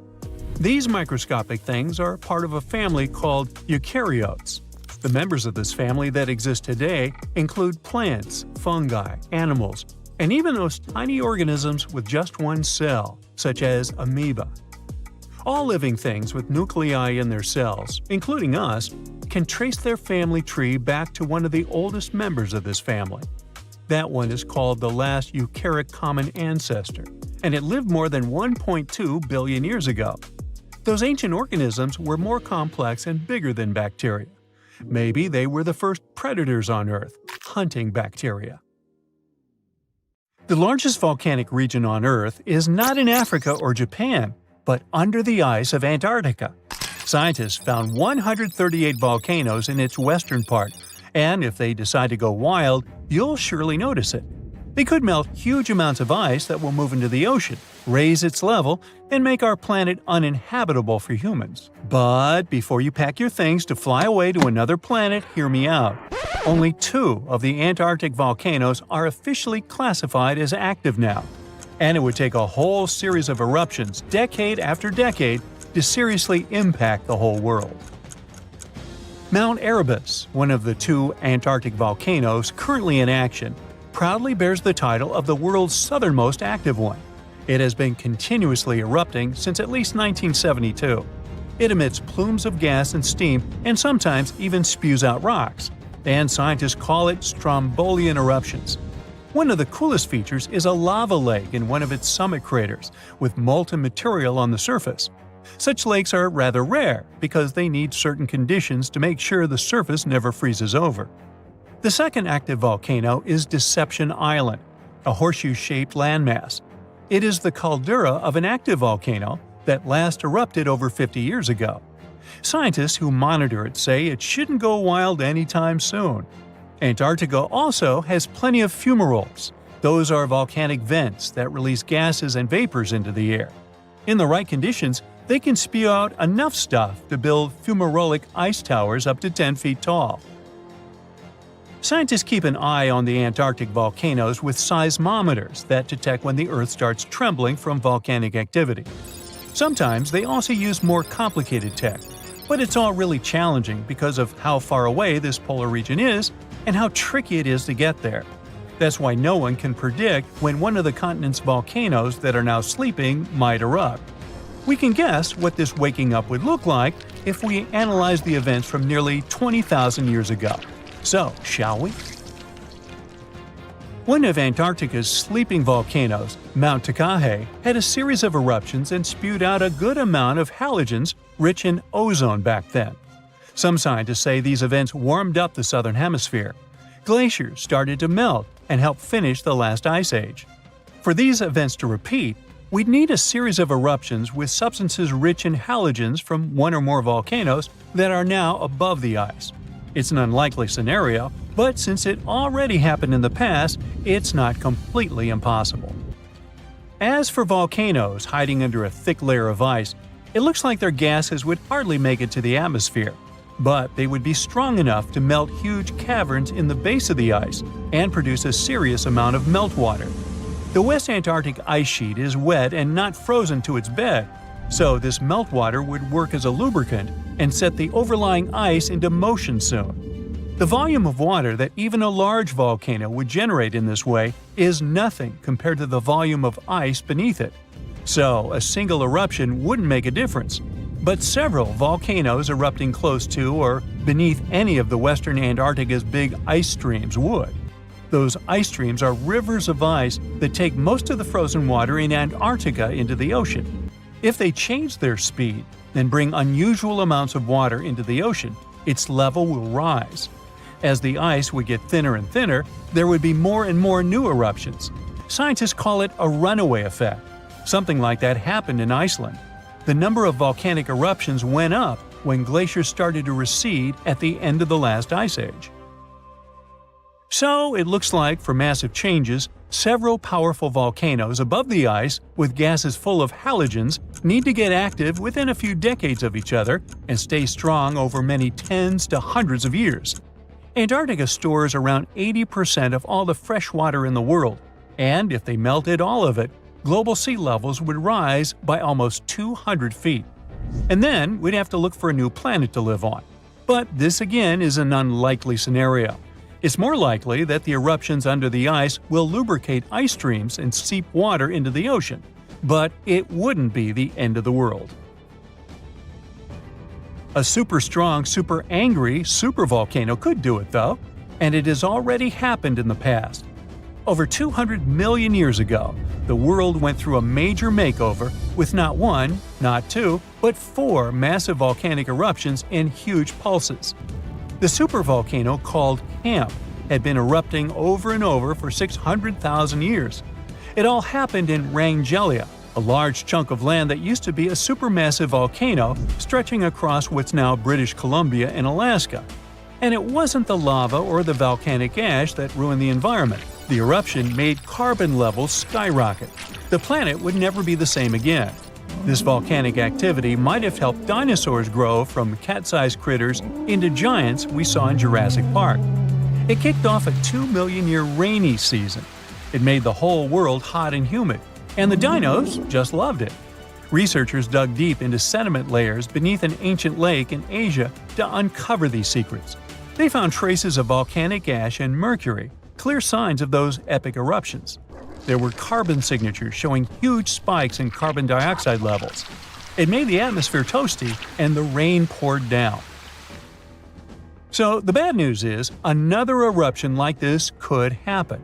The supervolcano beneath Yellowstone National Park has been sleeping for nearly 70,000 years. But if it wakes up, it would be many times more catastrophic than the eruption of Mount St. Helens in 1980. It's considered the most disastrous volcanic eruption in U.S. history.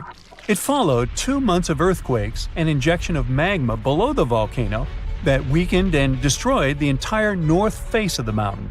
The eruption column went 80,000 feet into the atmosphere and spread ash over 11 U.S. states and several Canadian provinces.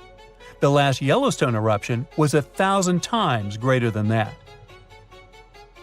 The ground above Yellowstone sits on a hot spot made of molten and semi-molten rock called magma. This magma stuff flows into a chamber beneath the park, about 4 to 6 miles down, making the ground puff up like a balloon. But then, as it cools down, the ground goes back to its usual state. Volcano watchers have been keeping an eye on this for a century. They noticed the ground lift up about 10 inches around 20 years ago, but since 2010, it's been going back down. The experts say we have no big eruptions on the horizon, so doomsday isn't coming anytime soon. But there's some underground activity going on lately which keeps us interested. Since humans haven't been around to witness every little thing Yellowstone does, it's kind of tough to say for sure what's brewing down there. Yellowstone has had some epic eruptions within the last couple million years. They happen like clockwork, with gaps of 600,000 to 800,000 years between them. The last big one was around 640,000 years ago, and it basically reshaped the entire landscape, spreading ash and debris as far as Louisiana. You can still see the aftermath of the last big eruption in the Yellowstone caldera today. Experts say a massive eruption like the last one is an unlikely scenario. We're more likely to see eruptions of steam and hot water or lava flows. When and with what force it will wake up remains a mystery to scientists. Scientists claim that Icelandia was a region between Greenland and Scandinavia that was more than 230,000 square miles, but is now underwater. The Earth was once a large pizza pie, with all the continents connected to each other millions of years ago, otherwise known as Pangaea. The North Atlantic region we know today was dry land from about 335 million to 175 million years ago.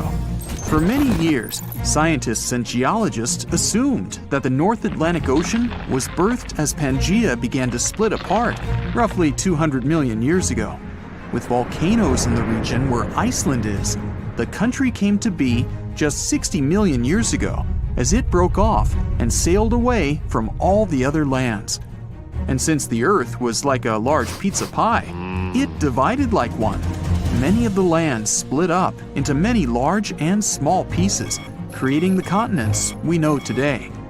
But this new theory suggests that the result of Pangaea's splitting left out some land that stretched for around 200 miles.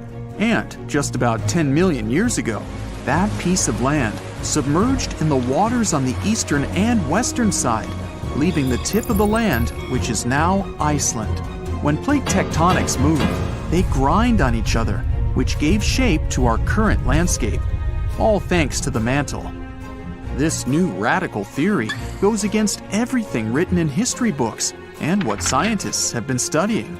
They began shaking heads, drawing lots of skepticism and criticism. But by analyzing the ocean floor under Iceland and the Earth's crust, we can assume that this idea isn't far-fetched. The crust beneath Iceland happens to be a lot thicker than the typical ones. Oceanic crust is made up of unique melted rocks compared to the land crusts where we walk and live on, and is a lot more denser. The thinnest layer on Earth is the crust, where life takes place. It's essential for water, growing food, gathering natural resources and minerals, and breathing in oxygen. It sinks below to the bottom, but right above the Earth's mantle. It also refreshes itself, since it constantly gets recycled into the mantle and back up. This is why the rocks in the oceanic crust are around 25 miles thick, compared to just 5 miles anywhere else. This is also reasonable given that it's in a hotspot for volcanoes. Magnetic surveys of the ocean floor show layers of molten crust in stripe patterns. Also, given the fact that the Earth's magnetic field changed its polarity over millions of years, it played a role in shaping the foundation of our landscape. But there isn't any concrete evidence to prove this new theory just yet. One of the first steps is to start digging the ocean floor near Iceland. Zircon is a very sturdy mineral that can last for billions of years despite erosion in the Earth's crust. By taking samples and studying them, researchers can estimate the geological age of the continents. This will make sure the crust is oceanic, which is thicker, or continental, which is the regular crust we walk on. This isn't an overnight project and would come with a hefty cost. Another way is to do seismic surveys that can measure echoes conducted on research ships. Drilling holes miles deep in the crust can also help with the research, but this would cost more than studying the zircon minerals. Some fossilized plants unique to both Scandinavia and Greenland might prove that Icelandia was once on the surface and possibly scattered with trees. It wasn't a cold land as it is today, so it may have had forests. But scientists still haven't found fossil evidence of animals common in both lands to suggest anything. But maybe time will tell. The theory goes deeper, which suggests that there was a greater Icelandia. With Iceland, Ireland, Britain, Scandinavia, and Greenland all in one microcontinent, it could be a destination of winter enthusiasts and great for skiing. It could be possible to connect Canada to Greater Icelandia by train over the ocean, which would open up the economy even more. Iceland is around 40,000 square miles, which is already quite big. And if the Greater Icelandia was present today, then Europe would be a completely different continent. Many theories are circulating about other possible hidden microcontinents around the world. Scientists aren't certain of the possibility of Icelandia's existence, but if all the studies conducted were done correctly, then the theory could change everything we know about Iceland and the North Atlantic Ocean. And this could pave the way for other sunken microcontinents around the world. Another theory out there is that New Zealand was the tip of a lost subcontinent, even bigger than Icelandia, called Zealandia. Studies show that it's separated from the supercontinent Gondwana between 79 to 83 million years ago. Scientists claim that it's the thinnest and youngest continent discovered underwater. Craton is a core rock that acts as the main foundation for most continents. It's at least 1 billion years old, but the continental crust that makes up Zealandia is just half of that, which makes it quite young. That means some Craton is missing, even though it holds some leftovers of older rocks and parts of the mantle. They're estimated to be as old as 2.7 billion years old. Scientists did some studies on the zircon crystals from New Zealand and found out that they're as old as 1.3 billion years old. The rest of the continents are more than 3 billion years old. Scientists studied the composition of the rocks in the bottom of the ocean around New Zealand. They're made up of silica and granite, which are found in continental crusts. The ocean floors mainly have magnesium and iron-rich rocks. They're also thicker and higher than regular ocean crusts around it. They conducted some studies and collected magnetic and topographic data to see the link between the Tasman and Coral Seas in the Cato Trough region. This is the narrow strip between Zealandia and Australia. Satellite data tracked tiny faults in the Earth's gravity to map out the crust of the ocean floor surrounding the area. They saw the mass that makes up Zealandia quite visible and almost the size of Australia. Even though the signs are there, this doesn't prove anything. It's possible that there are a bunch of microcontinents which all split apart when Australia broke free of Gondwana. Back then, the supercontinent was made up of South America, Antarctica, Australia, Zealandia, Arabia, and the Indian subcontinent. New Zealand is already not the biggest country out there, but if the theories are correct, then Zealandia will be 6 times its original size. Mauritius is a young island that's only a few million years old. Just 1,200 miles off the coast of Africa, it's believed that the tiny island came to life around 9 million years ago. The underwater volcanoes in the region spewed out so much lava that it formed the land today. But scientists found zircon rocks that are more than 3 billion years old. It may also be part of a continent submerged underwater called Mauritia, which is just 1/4 of the size of Madagascar. The zircons they found were embedded in solid rocks and not just in the sand, which may rule out that they just washed up on shore from another continent. Some scientists are still not convinced. They suggest that discovering rocks that stand out from the other typical ones brought by an eruption could skew the scientific community to this theory. But just like how Icelandia could be part of Greater Icelandia, Mauritia was once called Rodinia, which consisted of India and Madagascar.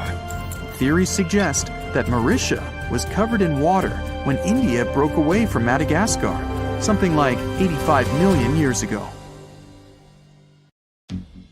So what comes to your mind when you hear the word Antarctica? Most likely, cold, snow, ice, and penguins. Yet, this is one of the least explored regions in the world that hides many strange and unique things. Check them out. You don't have to go to Antarctica to see this weird thing. All you need to do is open Google Earth and move to one of the southernmost islands of Antarctica, King George Island. Recently, internet users have noticed a large and pretty strange cave entrance there. Where does this wide, dark passage lead? People started making suggestions. It's the entrance to a secret base or some laboratory.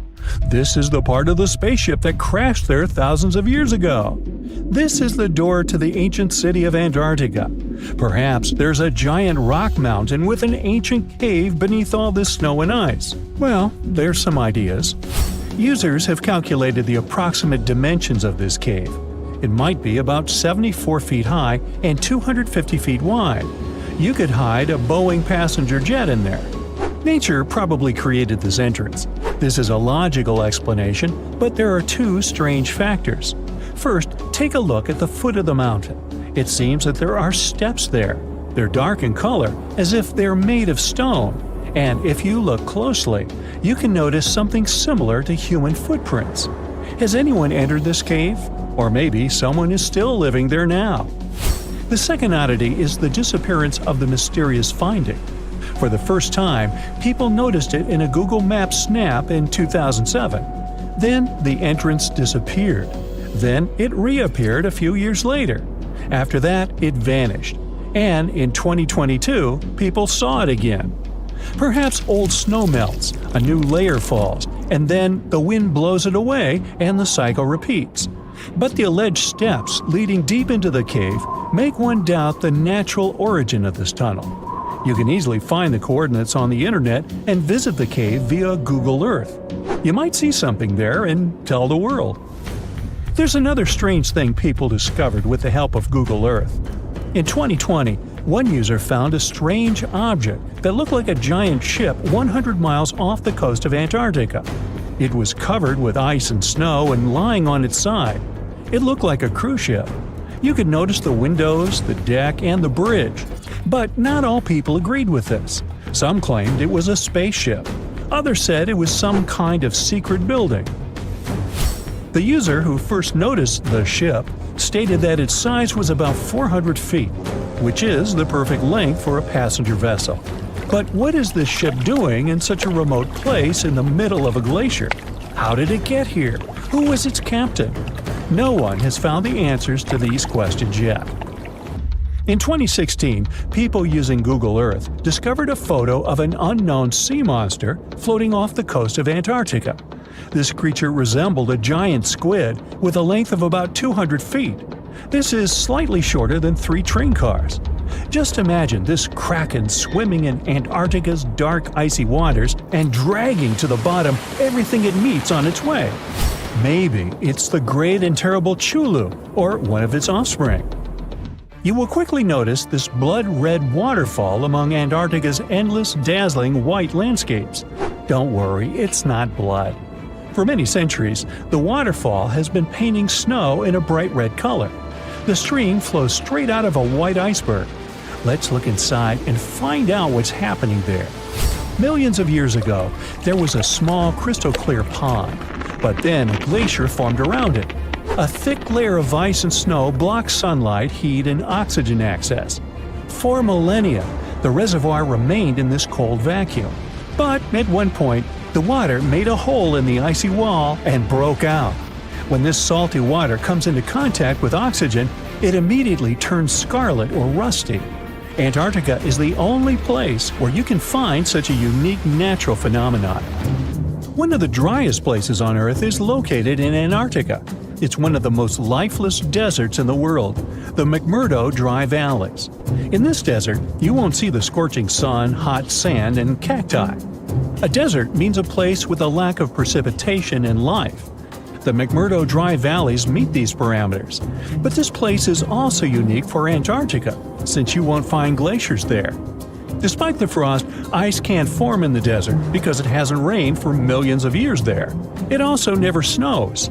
A strong wind coming from the mountains reaches speeds up to 200 miles per hour. It would be difficult for you to stay on your feet there. The wind is filled with moisture. It heats up and evaporates all the liquid and snow in the desert because of its high speed. Only dry air reaches the ground. But you can find several lakes there. They don't freeze, only thanks to the high concentration of salt. The water is so salty that large life forms can't develop there. But scientists have found microscopic organisms near the lakes.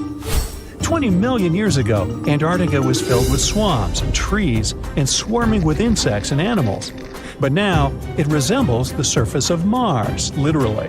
Scientists and astronauts are exploring such regions as the McMurdo Dry Valleys, since the natural conditions there are similar to those on the Red Planet. So, before you go to Mars, you can practice living in similar places on Earth. Also, scientists discovered an underwater world in the Antarctic filled with hundreds of amphipods, crustacean animals similar to shrimp.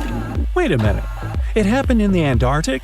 But the McMurdo Dry Valleys are located in Antarctica. Well, the words are very similar, but what is the difference? Oh, and don't forget the Arctic. The Antarctic is the region in the southernmost part of Earth that houses the continent of Antarctica, and the Arctic is another land altogether. They have the same natural conditions, frost, ice, and snow, but they're located in different parts of the planet. The Arctic is at the North Pole, Antarctica is at the South Pole. Now, back to the discovery.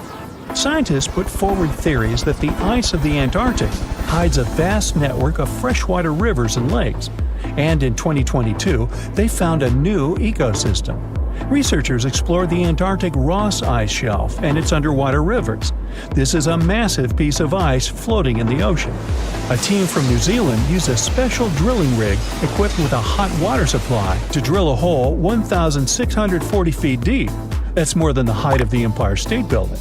Then, they lowered some video cameras and saw thousands of crustaceans swimming in different directions. So it seems they're very unorganized. In the waters of the Antarctic, you can also meet some of the scariest creatures on the planet.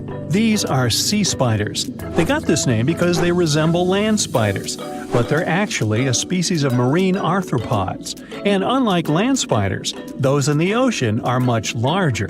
They look like 8 strong legs without a body. One such spider can be a dinner plate in width. Some of them have no eyes and have proboscises instead of jaws. Sea spiders are poorly studied because they live in deep, cold waters. Antarctica hides many little-known animals. There are long tunnels in its glaciers leading to scary darkness. On this cold continent, people have found the remains of giant dinosaurs and other ancient creatures, such as the ancestors of modern ducks. Many underground rivers and lakes hide unexplored wildlife. Even the ice here can be weird. Take a look at these striped icebergs. They have blue, black, green, and turquoise shapes. The color depends on the conditions of the water during freezing. For example, green lines appear because of algae, blue ones form when the water freezes too quickly. Okay, I'm freezing. Time to go thaw somewhere warmer. Hawaii. Yeah. So, there's a mysterious doorway in the middle of Antarctica. Some people think it's Bigfoot's vacation home, or a shuttlecraft from Star Trek, or maybe a door to Agartha, a mythical kingdom some people believe is located in the center of the Earth. Well, the scientists debunked all these poetic theories and explained that what looks like a mysterious doorway is located in an area of fast sea ice.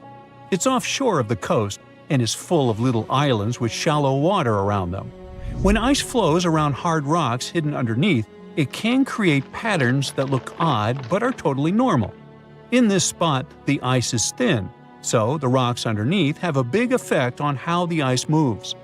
The cold winds in Antarctica also shape the ice and snow and make it look like they're lines and shapes.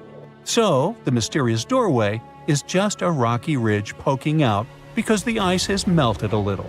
The top of the doorway is the tip of the rock, and the sides are snowy trails left by strong winds blowing in the same direction. It's essentially an iceberg that got stranded and is melting in one place. One YouTuber found another out-of-place mysterious object more than 150 miles off the shore of Antarctica, a 400-foot-long ice ship. The internet went wild with theories like that the ship must have ended up there right from the Bermuda Triangle. But there was no scientific proof that it was a ship and not just a large chunk of ice. And once some other internet users revisited the place, they noticed the ice melted in the summer and the hypothetical ship was gone. Another mysterious Google Maps find in Antarctica was a pyramid. And before you make up an exciting theory about how the ancient Egyptians built a secret base here, I have to tell you it turned out to be just a mountain. It's part of the tallest mountain range in Antarctica that stretches for almost 250 miles.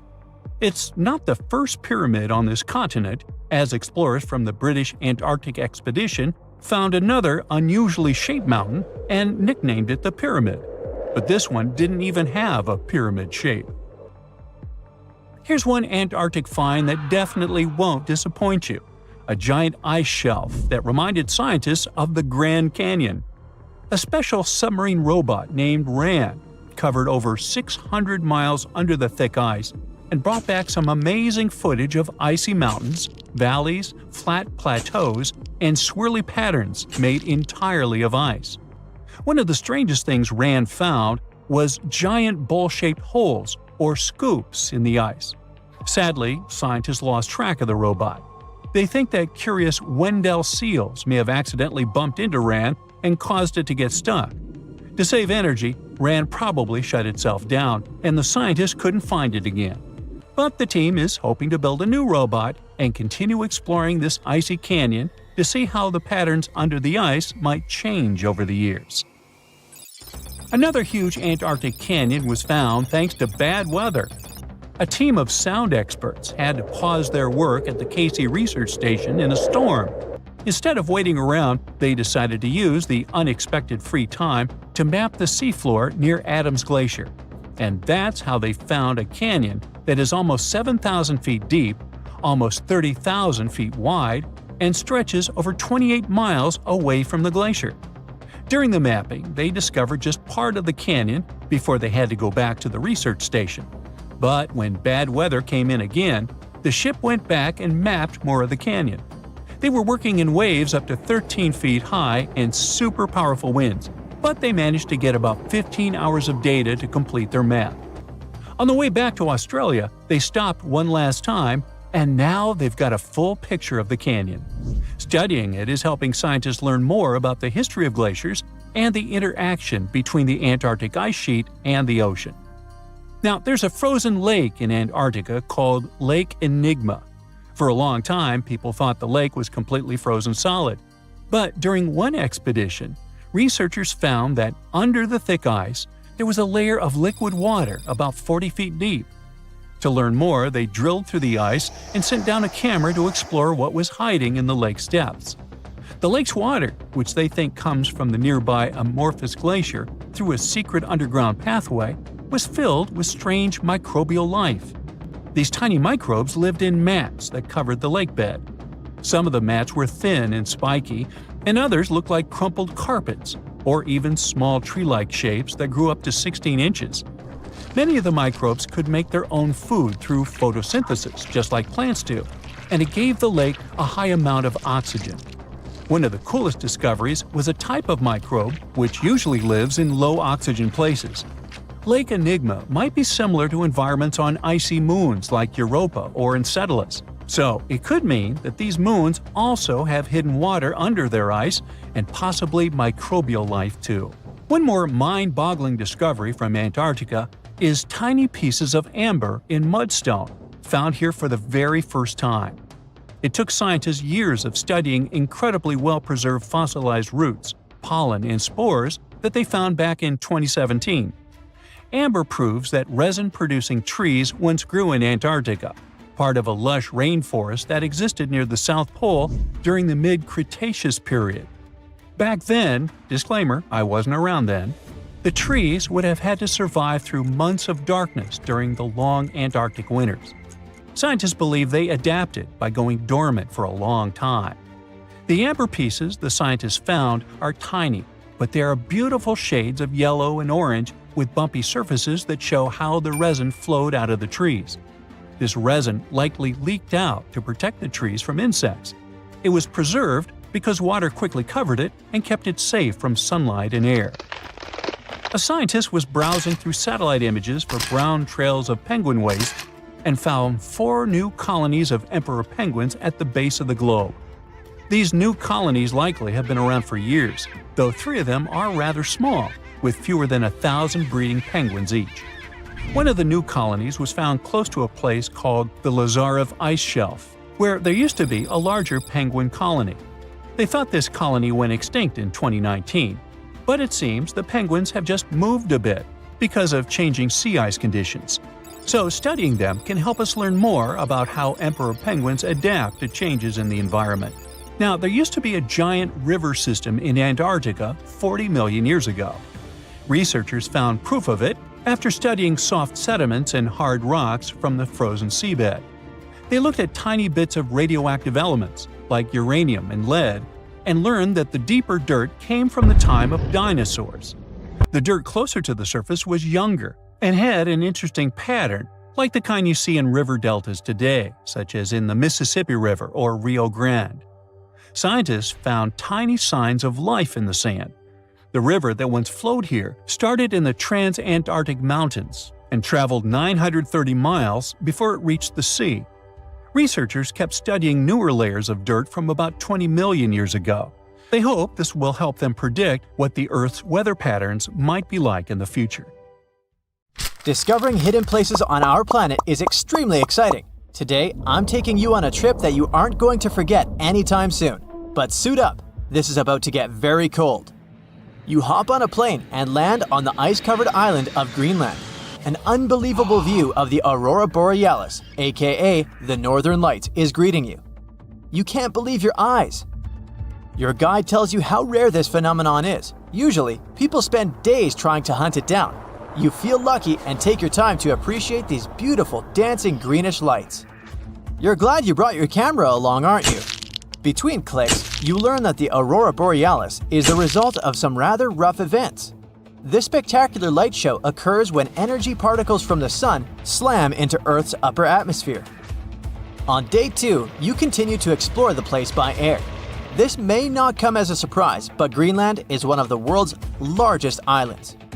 This time, on board a helicopter, you can see the infinite icy landscape. In case you're curious, you're now flying over 656,000 square miles of thick ice. Oh, what's that down there? It looks like a family of polar bears. You don't want to get too close, of course. The conditions in Greenland might be too tough for people to live there, but some animal species do very well in this land of ice. Those are reindeer, wolves, and Arctic foxes. On your way to Greenland, you probably made a pit stop in Copenhagen. Denmark is one of the few countries that have commercial flights to Greenland. You didn't know this before, but you find out that the island is actually part of the Kingdom of Denmark. On a map, it's right between the Arctic and Atlantic Oceans. You're lucky to have a local pilot that tells you about the secrets hidden in this scenery. Under this 2-mile thick white surface, there's an entirely different world. A world filled with canyons, meteor-carved craters, and millennia-old plant fossils.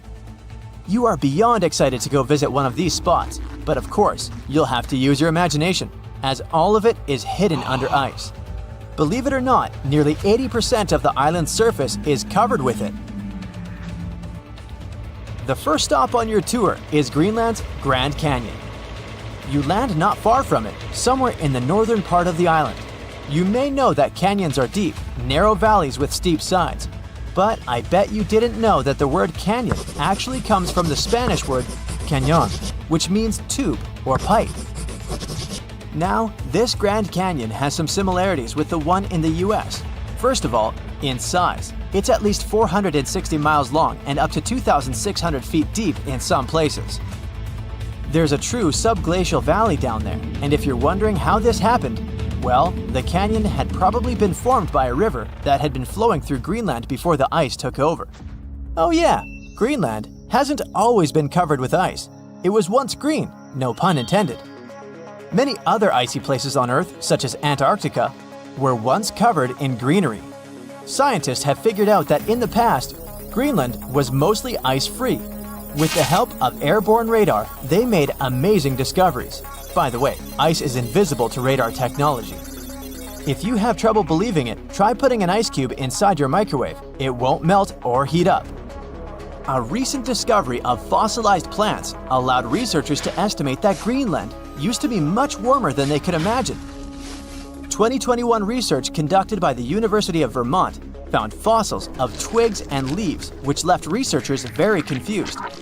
They expected to discover sand and rocks in the deepest layer of ice, but instead, they found some clear proof of rich flora. Judging by what you've seen of the landscape, it's hard to believe that forests were once growing here. Today, you'll find some tundra vegetation on the coastal part of the island, and that's pretty much it. But according to the genetic material found in these fossilized plants, researchers believe the island used to be much greener. It's very likely that there were insect-filled forests with butterflies and beetles flying around, and the average temperature on the island varied from 50 degrees Fahrenheit in the summer to 1 degrees Fahrenheit in the winter. NASA's Operation Icebridge has flown over Greenland more than 100 times. This has allowed researchers to create 3D maps of the island and figure out the age of each layer of ice in Greenland's ice sheet. Ice sheets can help answer many scientific questions as they form over the span of thousands of years. They're layers of snow on top of more snow. The snow gets compacted into ice, which in turn creates what we call an ice sheet. Remember those fossils we were talking about? They're believed to be from the Eemian period, which was 130,000 to 115,000 years ago. According to the groundbreaking 3D footage from NASA, we can see 3 distinct climate periods within the ice sheet. The uppermost layer is quite flat and uniform. If you decided to dig deeper, you'd find the layer formed during the last ice age. It's more complex and rugged. The ice there is darker than what you see on the surface. If you let your mind wander, you can picture what this part of the world looked like when mammoths were roaming around. If you kept digging, you'd eventually find leftover ice from the Eemian period. If you could sneak a peek under all those layers of snow, you'd see an impressive mountain range and also plunging fjords. In 2017, scientists created a map that showed what Greenland had looked like without all that ice. There was a bowl-like depression in the middle of the enormous island. This depression was most likely an ancient lake. Around it, there was a circle of coastal mountain ranges. This scenery probably resembled the landscapes of modern Patagonia. Big mountains with snowy tops surrounding crystalline lakes. This ancient lake in Greenland is a wonder on its own. Imagine a pit the size of Rhode Island and Delaware put together. The lake is believed to have covered over 2,700 square miles, and back in the day, it was fed by at least 18 different streams. These crystalline blue waters were surely very inviting, and freezing of course. But if you ended up going for a swim, I'd say be careful, as the water could get up to 800 feet deep in some places. On day 3 of your adventure, you discover a true under-ice water park. While you're wandering around the ice-covered island, your guide tells you to be mindful of the cracks in the surface. These cracks are responsible for the modern-day aqua lounge going on down there. Meltwater and rainwater flow down the cracks in the ice all the way down to the riverbeds. This forms a landscape of jewel-like lakes and streams filled with crystalline water. Researchers estimate that about 60 small under-ice lakes exist there. And yes, they're actual lakes. Perhaps one of the most impressive hidden features on this island is a meteor crater. Under the Hiawatha Glacier, you can find a 19-mile-wide impact crater, big enough to swallow the city of Washington. Apparently, a mile-wide iron asteroid struck Earth's atmosphere within the past 100,000 years and chose Greenland as its landing point.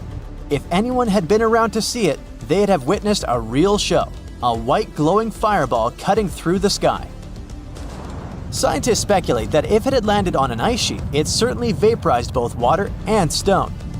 Someone standing hundreds of miles from the impact site would have heard a deafening thunderclap and experienced hurricane-force winds. But it actually makes sense. The approximate speed of meteors entering Earth's atmosphere is 45,000 miles per hour. For comparison, that is 2.5 times the speed of a spaceship. It's bound to make some noise and leave a huge crater in the ground. In 2011, scientists from Chile found a weird-looking fossil in Antarctica that looked like a squashed football. Almost 10 years later, the rock just sat on a shelf in Chile's National Museum of Natural History with no specific label. It went by The Thing in the museum because it looked like something from a science fiction movie. When the scientists finally got their hands on the strange fossil, it turned out it was actually a giant softshell egg from around 66 million years ago. This one is more than 11 inches long and 7 inches wide. A regular chicken egg is just 2.5 inches long, and an ostrich egg is almost 6 inches long for comparison. So, the Thing won the title of the biggest softshell egg ever found and the second largest egg of any animal we know of. The only bigger egg that was ever found was that of the extinct Madagascan elephant bird, which is also 1.5 times as tall as Michael Jordan. The bird, not the egg. The Antarctic egg is also special because it's the first fossil ever found in this part of the world. So, whoever left it there must have been one big creature, probably a giant sea turtle that lived long ago, like a mosasaur. This is surprising because most scientists thought these creatures didn't even lay eggs, so this discovery could change what we know about them. The egg is also unique because it has a thin eggshell and no pores, which is totally different from most dinosaur eggs. It actually looks more like the eggs of lizards and snakes, but it came from a giant creature related to these animals. No known dinosaurs or flying reptiles from that time and place were big enough to lay such a huge egg, so it must have been a mosasaur after all. But we can't be 100% sure. Scientists did a lot of work and studied 259 types of living reptiles, like lizards and snakes, and their eggs. From this, they figured out that the mommy who laid the egg was probably at least 23 feet long, not counting her tail.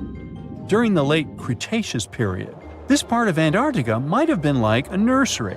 Paleontologists have found bones of tiny mosasaurs and plesiosaurs in the same area, along with bones from the grown-up ones. Archaeologists in Norway made another cool but literally discovery and found dozens of arrows that had been hidden in ice for 6,000 years. They were melting out of a large ice patch in the high mountains, covering an area of about 45 football fields. In 2014 and 2016, when the summers were extra warm, scientists went to an ice patch called Langfoni to look around. They also found lots of reindeer bones and antlers there. Some of the arrows were whole and some in pieces, along with 5 arrowheads around the melting ice patch. This is more arrows than have been found at any other frozen site in the world. Some of the 68 found arrows date back to the Neolithic period, and the newest ones are from the 14th century of the Common Era. Ice is like the perfect time machine that can preserve whatever ends up there in an almost perfect condition. Langfoni became famous as one of the first ice patch sites after a local hiker found a 3,300-year-old leather shoe right next to its edge. Scientists are studying places like this to understand how people used these sites and how the ice patches from Norway to North America changed over time. Now, once upon a time, around 32,000 years ago, to be exact, a squirrel buried some seeds near a river in Siberia. Am I the only one getting the Ice Age vibes? Anyway, these seeds belong to a plant with cute white flowers. Thousands of years later, a group of scientists found these seeds buried deep in the frozen ground, about as far down as a 12-story building is tall. The seeds were surrounded by ice and bones of animals, like mammoths, bison, and woolly rhinoceroses. The mature seeds had been damaged, maybe by some squirrel, but some of the younger seeds still had good plant parts inside them. The scientists carefully took those out and put them in small containers to help them grow. And here comes the coolest part. They were able to grow the plants. Their flowers were shaped a little differently from the flowers of the same plant that grows today. After a year, the Ice Age plant even made new seeds. Based on this, the scientists suggested that permafrost could be a depository for an ancient gene pool, and we could find extinct species there and bring them back to life. Scientists on an icebreaker in Antarctica were looking for whales, but found something way more unusual. The camera behind the ship, which is as heavy as a car, detected 16 million icefish nests on the floor of the Weddell Sea. The nests were located about every 10 inches in all directions and covered an area of 93 square miles, which is slightly bigger than the whole of Washington, D.C. The colony even had a distinct border, which was a line in the sand. The scientists were in the area because they were studying a special spot in the ocean where the water was a little warmer than the water around it. In this warmer water, they found tiny animals called zooplankton near the top. When the young icefish hatch, they swim up to this area to eat the zooplankton before going back down to the seafloor to grow up and have their own offspring. Since there was so much food, it made sense to see icefish in this warm water. But they didn't expect to find such a huge number of icefish nests, much more than anyone had ever seen before. New Zealand's Antarctic Heritage Fund found some old photo negatives in a hut in Antarctica. They turned out to be unique images from the Ross Sea Party. It was a famous failed expedition led by Ernest Shackleton. He wanted to become the first person to cross Antarctica by land, from the Weddell Sea to the Ross Sea, passing through the South Pole. But things went wrong when their ship, the Aurora, was blown out to sea. They had to use the hut from another explorer, Captain Robert Falcon Scott. His goal was to be the first person to reach the North Pole, but sadly, he didn't succeed either. The negatives were made of cellulose nitrate and were found stuck together in the small box. The Trust took the negatives back to New Zealand, where they carefully separated them and discovered 22 hidden images. Many of the photos were damaged, but the Trust could still recognize some familiar places around McMurdo Sound, a well-known area in Antarctica. No one knows for sure who took the pictures. In December 2021, some scientists noticed a strange mark on the Larsen ice shelf, a giant sheet of ice off the eastern coast of Antarctica. They thought it might be a river flowing under the ice, so they drilled down over 1,600 feet to check it out. They expected to find water, but they didn't expect to see that the water was full of fast-moving creatures called amphipods. The scientists also found that the water in the underground river had unusual layers of currents moving in different directions, which they still don't fully understand. Another surprising thing happened during their research. On December 20th of the same year, a volcano erupted far away in Tonga, and the pressure waves from the eruption were detected all the way down in the ice river in Antarctica. It shows how everything on our planet is connected, even in the most distant places. Do you know that NASA explores not only stars, planets, galaxies, or black holes? Hard to believe, but yes. The agency also works on discoveries here on our home planet Earth. So what has NASA recently discovered? Is there life under the ice?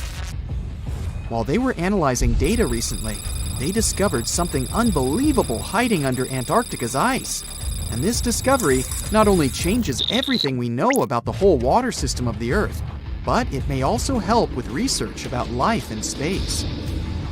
Humankind's existence might depend on understanding Antarctica and its secrets. So, the recent discoveries reveal vital information about our survival.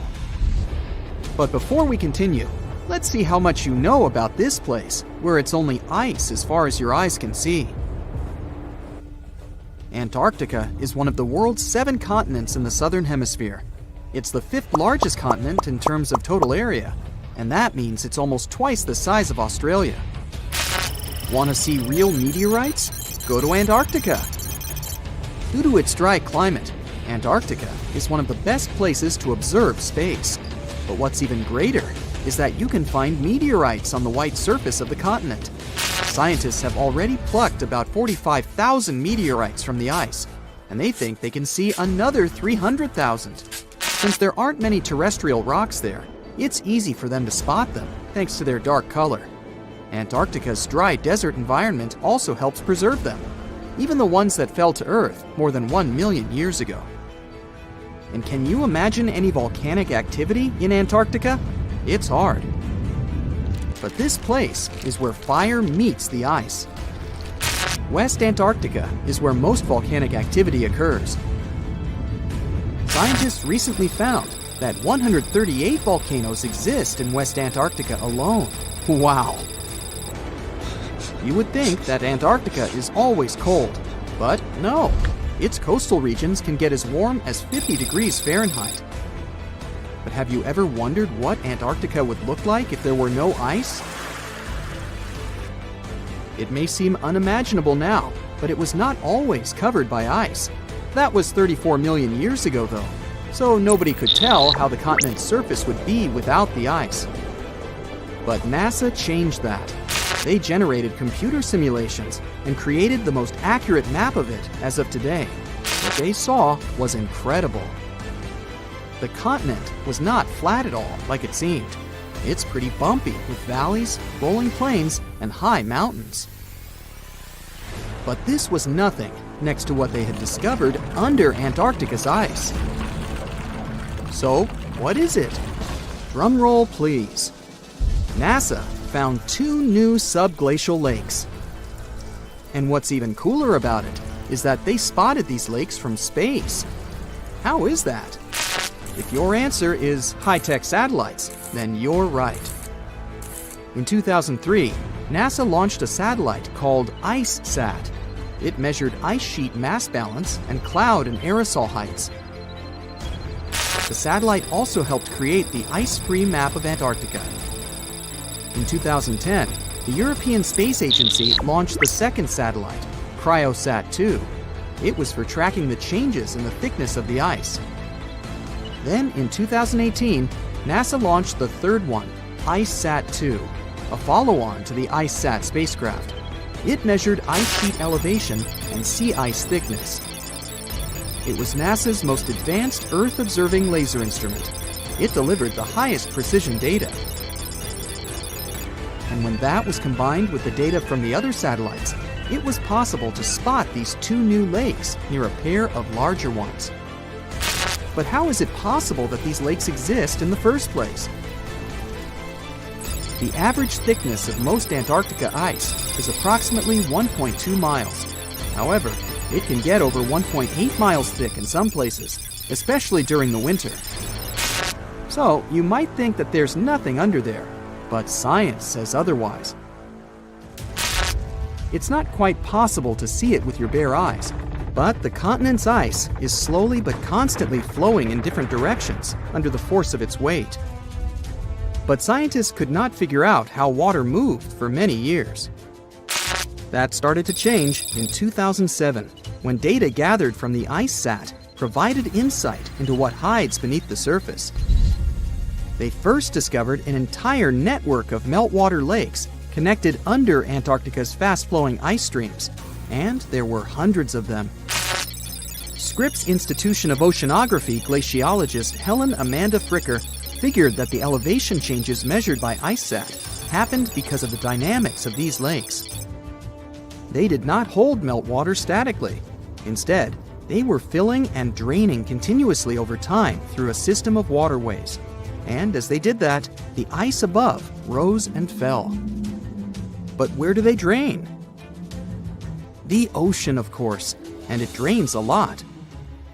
A recent study, co-authored by Fricker, found that the drainage of one lake flushed as much as 198 billion gallons into the ocean in only 3 days. Countless mysteries about how nature works are still waiting to be solved. But finding the 2 new lakes will give scientists a better picture of how fast the Antarctic ice sheet will change as the climate gets warmer, and how this will affect global ocean currents and sea level rise. The filling and draining cycle of the lakes also caused the ice sheet to suffer cracks and crevices. So, The information they find from these new lakes will also give them a better understanding of the damage on the surface of the ice. They will also be able to assess how this filling and draining system influences the speed at which ice slips into the oceans and seas. And that means they can evaluate how the added fresh water may alter marine ecosystems. This discovery may also suggest whether life is under the ice. Wow! Scientists drilled through about 3,504 feet of ice and found that water samples taken from one of the lakes contained approximately 10,000 bacterial cells per milliliter. Such a high number of bacterial life is a good sign, because that means the icy waters might also support higher life forms, such as microanimals, and one of these new lakes might even be their home. But the most exciting thing is that the new lakes might help them understand whether life on other planets is possible. Scientists believe any life below the frozen surface of the planet Mars might follow the patterns seen in Antarctica's lakes. So, there is a possibility that they might find critical new information on the type of life that may have existed on the red planet. You wouldn't want to be there during the winter, though. The lowest temperature on Earth you can experience is negative 128 degrees Fahrenheit. In 2010, there was an even lower temperature of negative 135 degrees Fahrenheit, and you may feel this cold much worse due to the strong and dry winds. Did you know that the size of the ice surface on Antarctica also changes throughout the year? It's about 1.2 million square miles during the summer, but when it's winter, it grows to 7.3 million square miles. Yet, despite the change, it remains the largest piece of ice on Earth. Sorry, Arctic, you lose. Do you know these cute little penguins? Consider these animals the locals, because there is no native population in Antarctica. It's a no man's land, because no single country owns it. But do you know who really owns it? 5 different species of penguins, seals, and killer whales. Ha. Despite the continent's harsh conditions, you can visit it as a tourist for fishing and research purposes. Around 5,000 people reside on the continent during summer at research stations. But when winter comes, the number naturally drops down to 1,000. Antarctica's ice blanket makes up 70% of the world's freshwater reserves. Imagine what would happen if it melted. The global sea levels would be raised by almost 200 feet. Ooh, you're diving into the dark and icy waters of Antarctica. The airy blue darkness is enveloping you, reminiscent of the vast expanse of open space. In these depths, where you least expect to encounter any living creature, you suddenly hear a loud, strange sound. A quacking noise, as if a giant duck was hidden in the deep. In 1960, researchers first recorded this sound and named it bioduck. Clever. For decades, they tried to unravel the mystery of its source. Was it a giant kraken? An extraterrestrial spaceship that had crashed into the ocean? A mysterious sea monster? Or perhaps an enormous duck? There were many versions, one more bizarre than the other. Oceanographers detected similar sounds in other locations as well.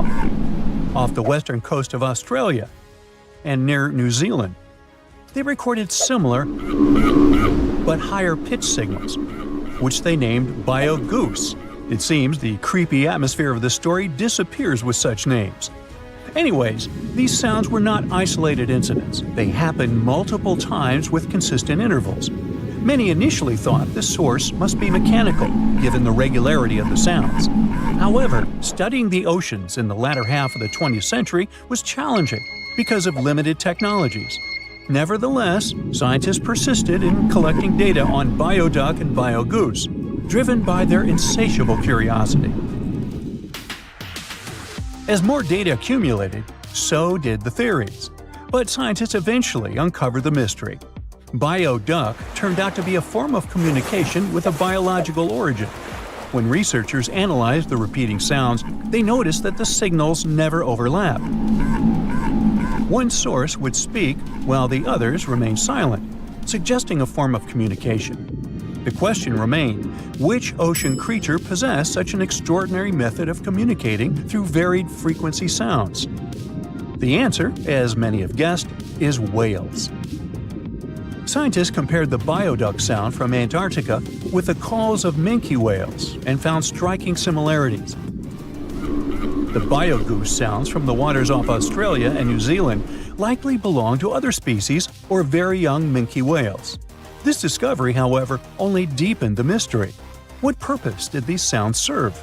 Were the whales discussing their dinner plans, laughing at the humans recording their voices, or perhaps sharing deep insights about the universe? The possibilities were endless, but the most astonishing revelation was that humans might one day learn to communicate with these magnificent creatures. Communicating with whales is no longer a far-fetched idea. Scientists from the University of California have already established contact with a humpback whale named Twain.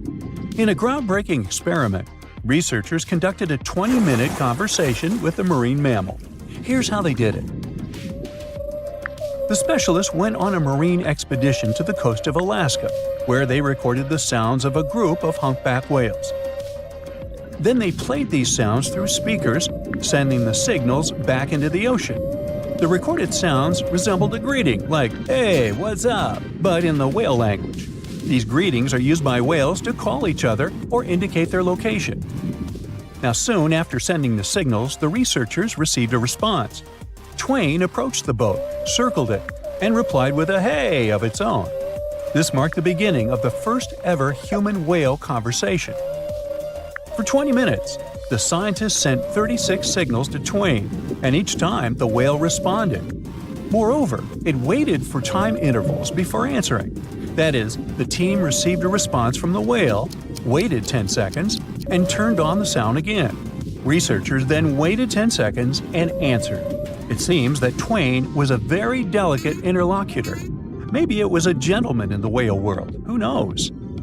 Or maybe it was simply intrigued by the unusual interaction. The signals used in this communication belonged to a group of whales that included Twain. It's likely that the researchers had recorded Twain's own sounds and used them to communicate with it. In a sense, Twain was conversing with itself. Now let's continue our journey and venture into the deepest oceanic trench on Earth, the Mariana Trench. A quick reminder, the Mariana Trench is a colossal chasm in the ocean floor, stretching over 1,500 miles south of Japan and reaching a depth of nearly 36,000 feet at its deepest point. To put that into perspective, the height of the Burj Khalifa, the world's tallest building, is like 1/10 of the Mariana Trench's depth. Now imagine this. In this deep, dark abyss, scientists recorded a strange sound.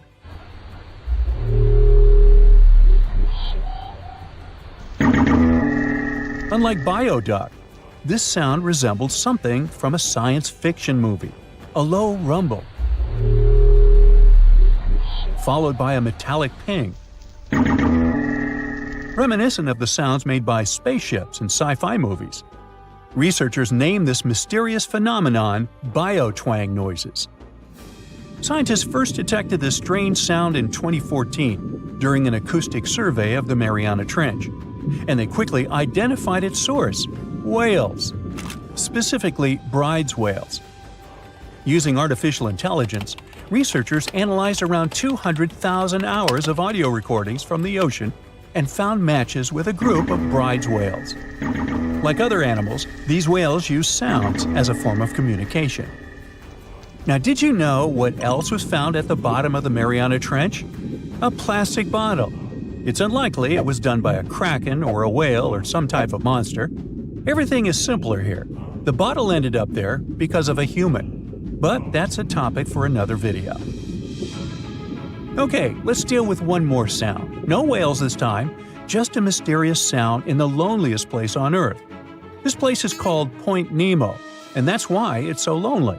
Located in the South Pacific Ocean, Point Nemo is the most remote spot from any land. The nearest island is 1,450 nautical miles away. It's about the same long distance from land in all other directions.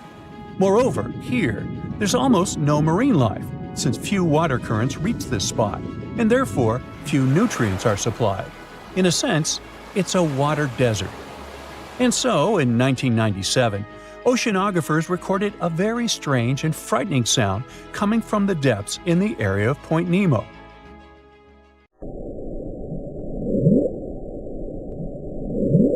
It was something gigantic and scary. People called it the bloop. As soon as journalists found out about this phenomenon, people around the world began to invent the most fantastic versions. The most popular of them was that the sound source was a giant sea monster, kraken, or some other creature. The hype around the bloop didn't last very long. Scientists managed to find out the nature of the mysterious noise. It turned out it belonged to an iceberg. When they crack and collapse, they create powerful ultra-low frequency sounds that can be heard from a very long distance. To confirm this version, scientists recorded the sounds of other icebergs and heard something similar to the bloop. Oh, by the way, Point Nemo is so lonely that space agencies drop out-of-service satellites here. Space objects just fall in the water. There's a 99% chance that no animal or human will be harmed by falling debris in this lonely place. That's why many people call it the satellite cemetery. But what if, someday, a spaceship from another planet falls here? What if it has already fallen in Point Nemo and sometimes emits an emergency signal that breaks through the ocean? Ooh. All the mysteries you have heard have already been solved. How about we end this video with a mystery that still baffles scientists? Meet upsweep.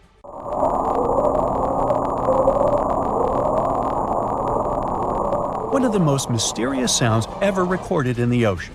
It's not just noise, it's a series of short ascending tones repeated at intervals of several seconds.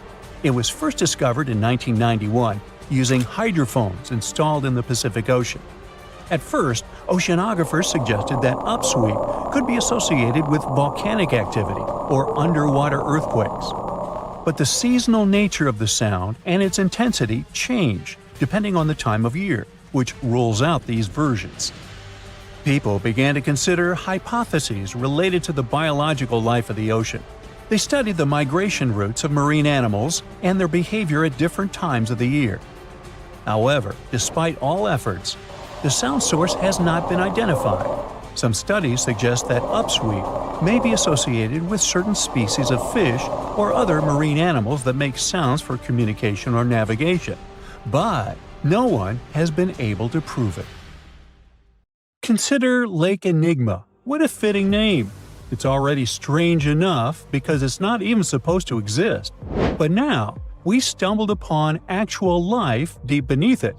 And this just might help NASA in their search for life in outer space. The lake lies deep in the icy heart of Antarctica, so it's not really a water pool like we're used to, more like a lake-like block of ice, or so we thought. Just recently, Italian scientists discovered a secret that had been buried for ages, an actual body of water, and in this water, life is thriving. Various microorganisms, and even some weird little hunters.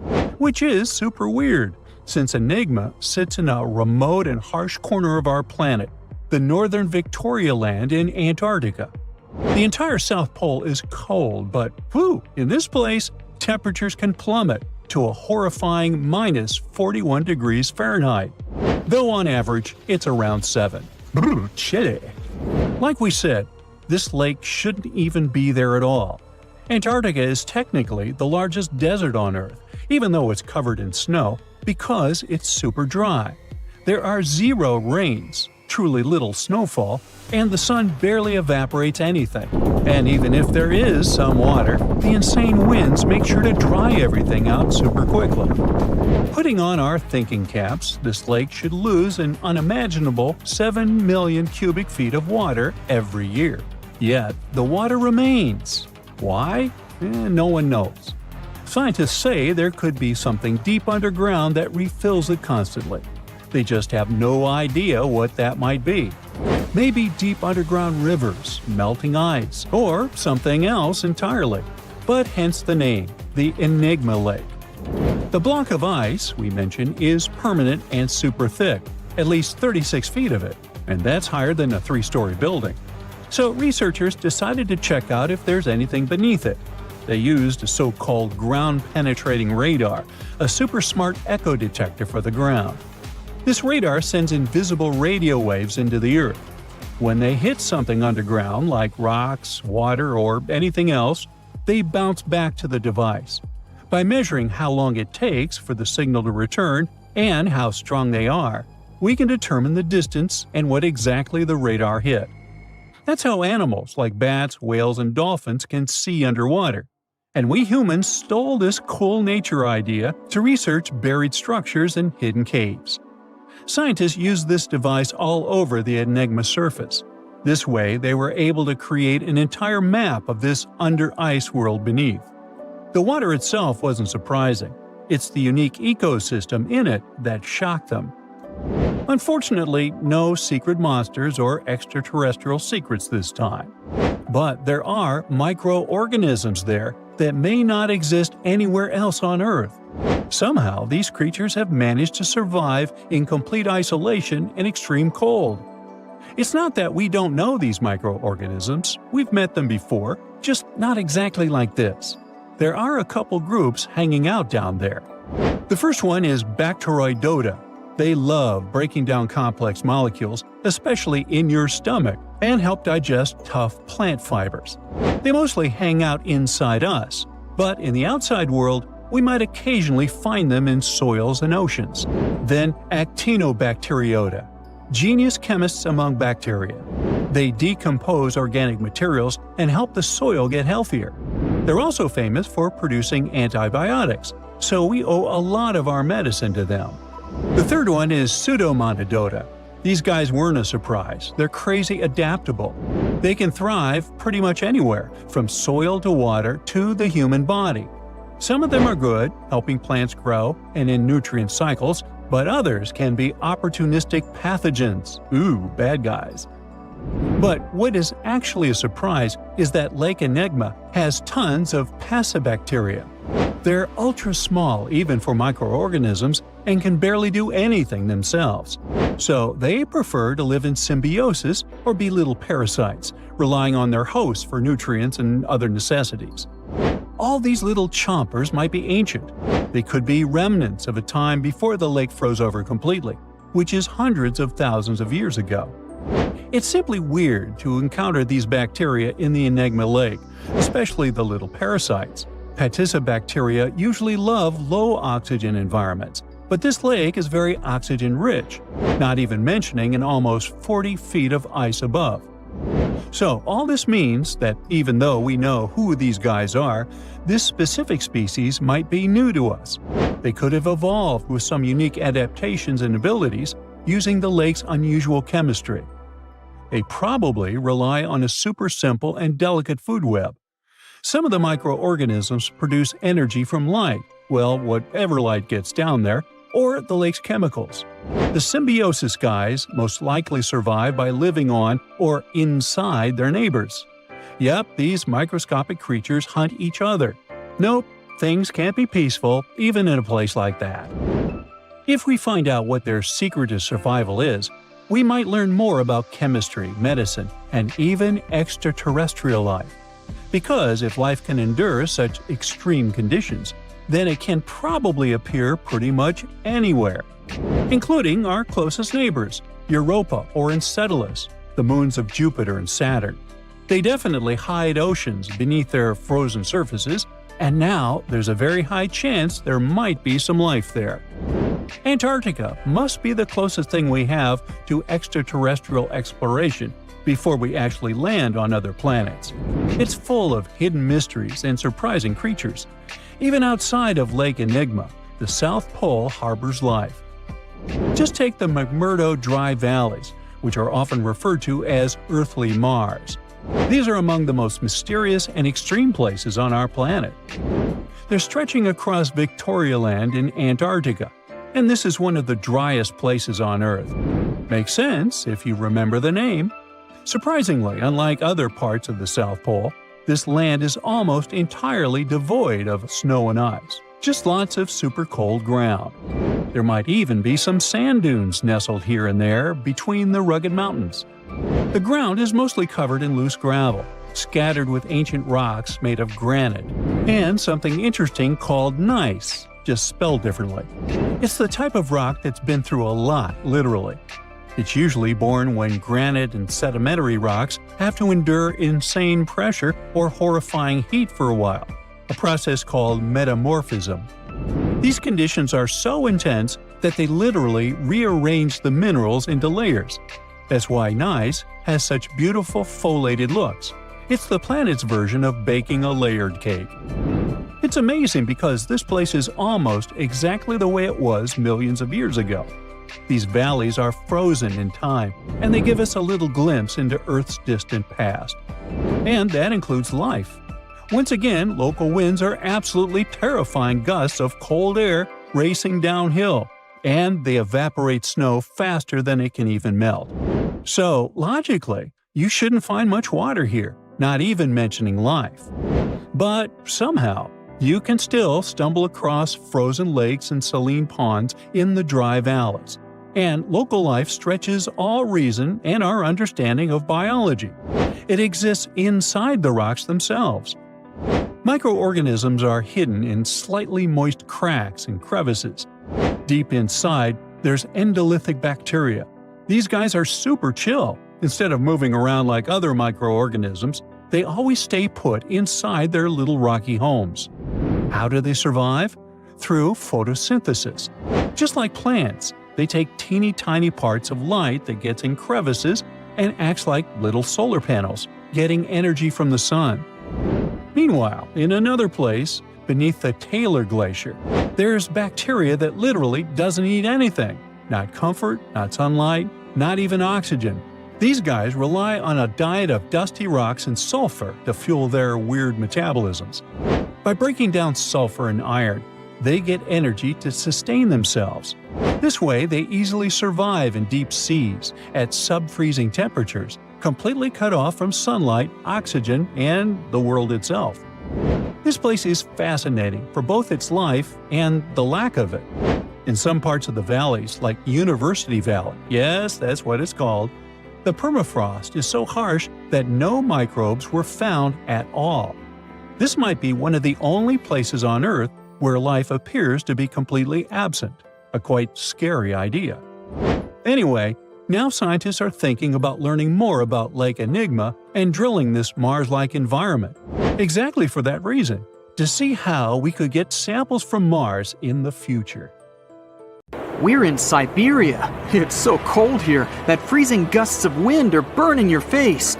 All that white snow seems to be blinding you. This place resembles Antarctica because of the permafrost. Recently, a group of scientists researched one of the local rivers.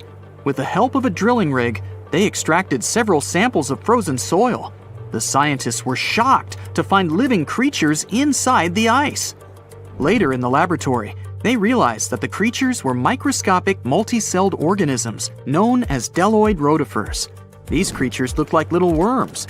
Scientists knew that these worms could live in frozen conditions for up to 10 years. But the age of the rotifers found in the ice was about 24,000 years. And after defrosting, they began to reproduce, as if they had been sleeping for several hours, not thousands of years.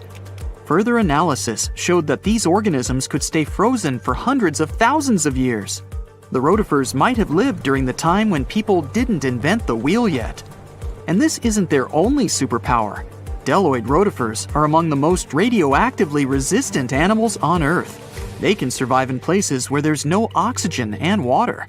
They can also stay alive in areas with high acidity and can live without food and water for a long time. By the way, these are not the only creatures that are known for living for thousands of years. Particular types of moss and some microorganisms are also almost immortal. Nematodes, also called roundworms, are some of the most adaptive varieties of worms in the world. Imagine the Eiffel Tower standing tall and proud. And now, let's make it 10 times higher and place it underground. Exactly at this depth, many thousands of feet under the surface, scientists discovered these creatures. There's no sunlight and almost no air in this place. And since it's much closer to Earth's core than the surface of our planet, the temperature here is higher than in the middle of the hottest desert. Millions of tons of soil above create insane pressure, But all this couldn't prevent life from developing here. When roundworms run out of air, food, or when the temperature becomes too high, they get into a unique state of stasis, or deep hibernation. In this mode, the worm's metabolism slows down, and almost all the processes in their bodies stop. The creatures can sleep for a very long time and only wake up when the environment becomes more livable. By the way, you don't have to go so deep underground to find these creatures. Nematodes are found all over the world. They can live in hot springs, deserts, high in the mountains, among the harsh ices of Antarctica, or inside animals and humans. Our next invulnerable creatures are tardigrades, also known as water bears. These are microscopic, 8-legged invertebrates closely related to arthropods. It's impossible to see them with the unaided eye. But a conventional microscope will allow you to see tardigrades in detail. They look like minuscule bears. They're called water bears because they need a thin layer of water around their bodies at all times. It's necessary to prevent dehydration. Tardigrades have been found in all kinds of environments, from ocean depths to sand dunes.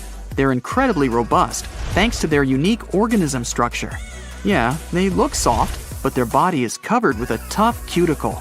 This coating resembles the exoskeletons of grasshoppers, mantises, and many other insects. Water bears shed their old layer of the cuticle when they need to grow. Each of their 8 legs has 4 to 6 claws, which helps them cling to any surface. The bears can survive at a temperature that's almost 3 times as cold as the temperature in the ice of Antarctica. Heat doesn't harm them either. They have been proved to survive at the temperature that makes water boil. Also, water bears are not afraid of radiation and high pressure. In the depths of the ocean, pressure can destroy alloys of the strongest metals, but these creatures can withstand pressures 6 times greater. But the coolest thing is that they can live in the vacuum of space. Our planet has a magnetic field. This is a shield that protects us from solar radiation. Tardigrades don't need this protection. They can go into near-Earth orbit and come back unharmed, all thanks to a protein protecting their DNA from ionizing radiation. Like other immortal organisms, water bears can fall into a state of cryptobiosis. Tardigrades pull their head and legs inside their bodies and fall asleep. If the surrounding conditions suggest freezing, drying out, or experiencing a lack of oxygen, they will remain in this barrel form until the situation improves. So those are microscopic organisms and microbes that can only be seen through a microscope. But how about something bigger? Meet ironclad beetles. They live in the southwestern US and Mexico. These insects can not survive high temperatures, live without oxygen, or in conditions of increased radiation. But their shells are so tough that they can only be pierced with a drill or hammer. Their durable exoskeletons are made of a special substance, chitin. It can also be found in the armor of crabs or shrimp. And still, the chitin of the ironclad beetle is so durable that it allows this creature to withstand the impact of a car moving at high speed. In times of danger, they can hide their whiskers and strong legs in special recesses in their shell. Other animals can't bite through the armor, so they spit the beetle out and leave to look for lunch somewhere else. As soon as the danger disappears, the bug stretches out its legs again and goes about its business. Also, the armor saves the beetles from dehydration, which is very useful in hot areas of Mexico and the southwestern US. Inside the exoskeleton, they can store moisture. In other words, these bugs can absorb water whenever they find it and transport this liquid inside themselves. The next creatures are incredibly fragile, but they know how to survive in places where almost no other animals can live. We're going to the southeast of Romania, near the Black Sea. Here, on a desolate wide plain, you can notice a pit. This is a mine leading deep underground. The air on the surface of our planet usually contains around 20% oxygen, but in the mine, it's only 10%. Inside the cave, the air also has an increased content of hydrogen sulfide and carbon dioxide. People can't breathe there without an oxygen tank. We can probably say that the water and air there are poisoned. Almost no animals would be able to survive here. Still, 48 species of living organisms have been found in this cave. 33 of them are newly discovered species. And they aren't the only microbes or bacteria that can't be seen without a microscope. Something bigger lives here. Strange white snails crawl over the walls of the mines. Transparent shrimp and a bunch of unknown kind of leeches swim in the water. White centipedes with huge whiskers and creepy white spiders run on the ground. And they all have been growing here for almost 5 million years. You might notice a water scorpion and another unidentified species of this animal. It doesn't look like its relatives living in hot sands or tropical forests. No living creature here looks ordinary at all. All animals are either white or transparent. They have no eyes, but are equipped with long paws and antennae whiskers that help them navigate in this dark space. The deeper you go into the cave, the less oxygen the air contains. But the number of living organisms is increasing. The air is filled with methane and carbon dioxide. All the inhabitants of this cave have never seen the light of the sun and have never gone out of the darkness. It seems impossible to survive in such conditions where plants don't produce oxygen. The answer to the question of their survival is hidden in a small lake.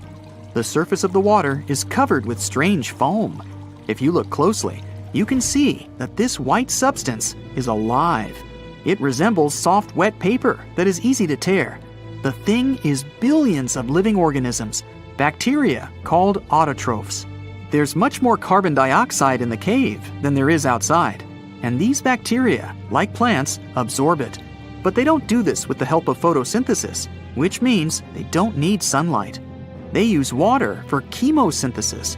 What these bacteria secrete is food for other bacteria, and these other bacteria are food for bigger creatures. A unique food cycle that you can't find anywhere else on the planet only exists here.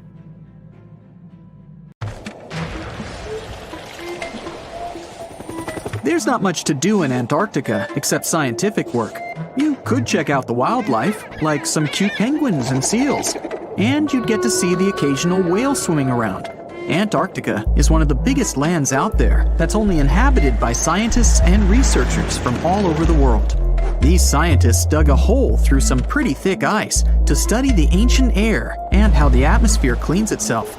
They used a special drill and dug a clean cylindrical hole 450 feet below the surface. Some of this ice can be up to 800,000 years old and is a good indicator of what the climate was like in the past. It's like checking out tree rings to determine how old a certain tree is, except it's more complicated than that. After the effortless digging, they decided to drop some ice to the bottom of the hole to see what would happen next. They heard some really unusual sounds.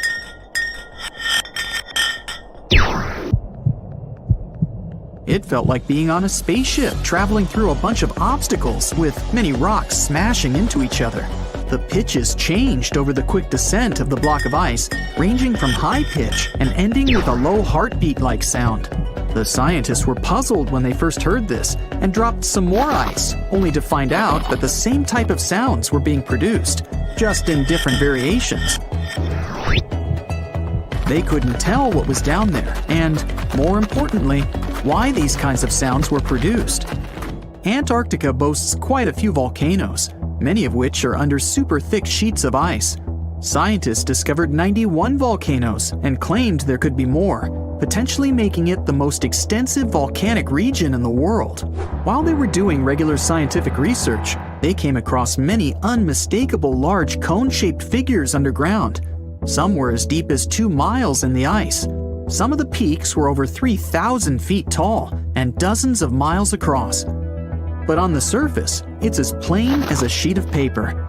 They may have dropped that block of ice inside an actual volcano that they were standing on, but it's unlikely.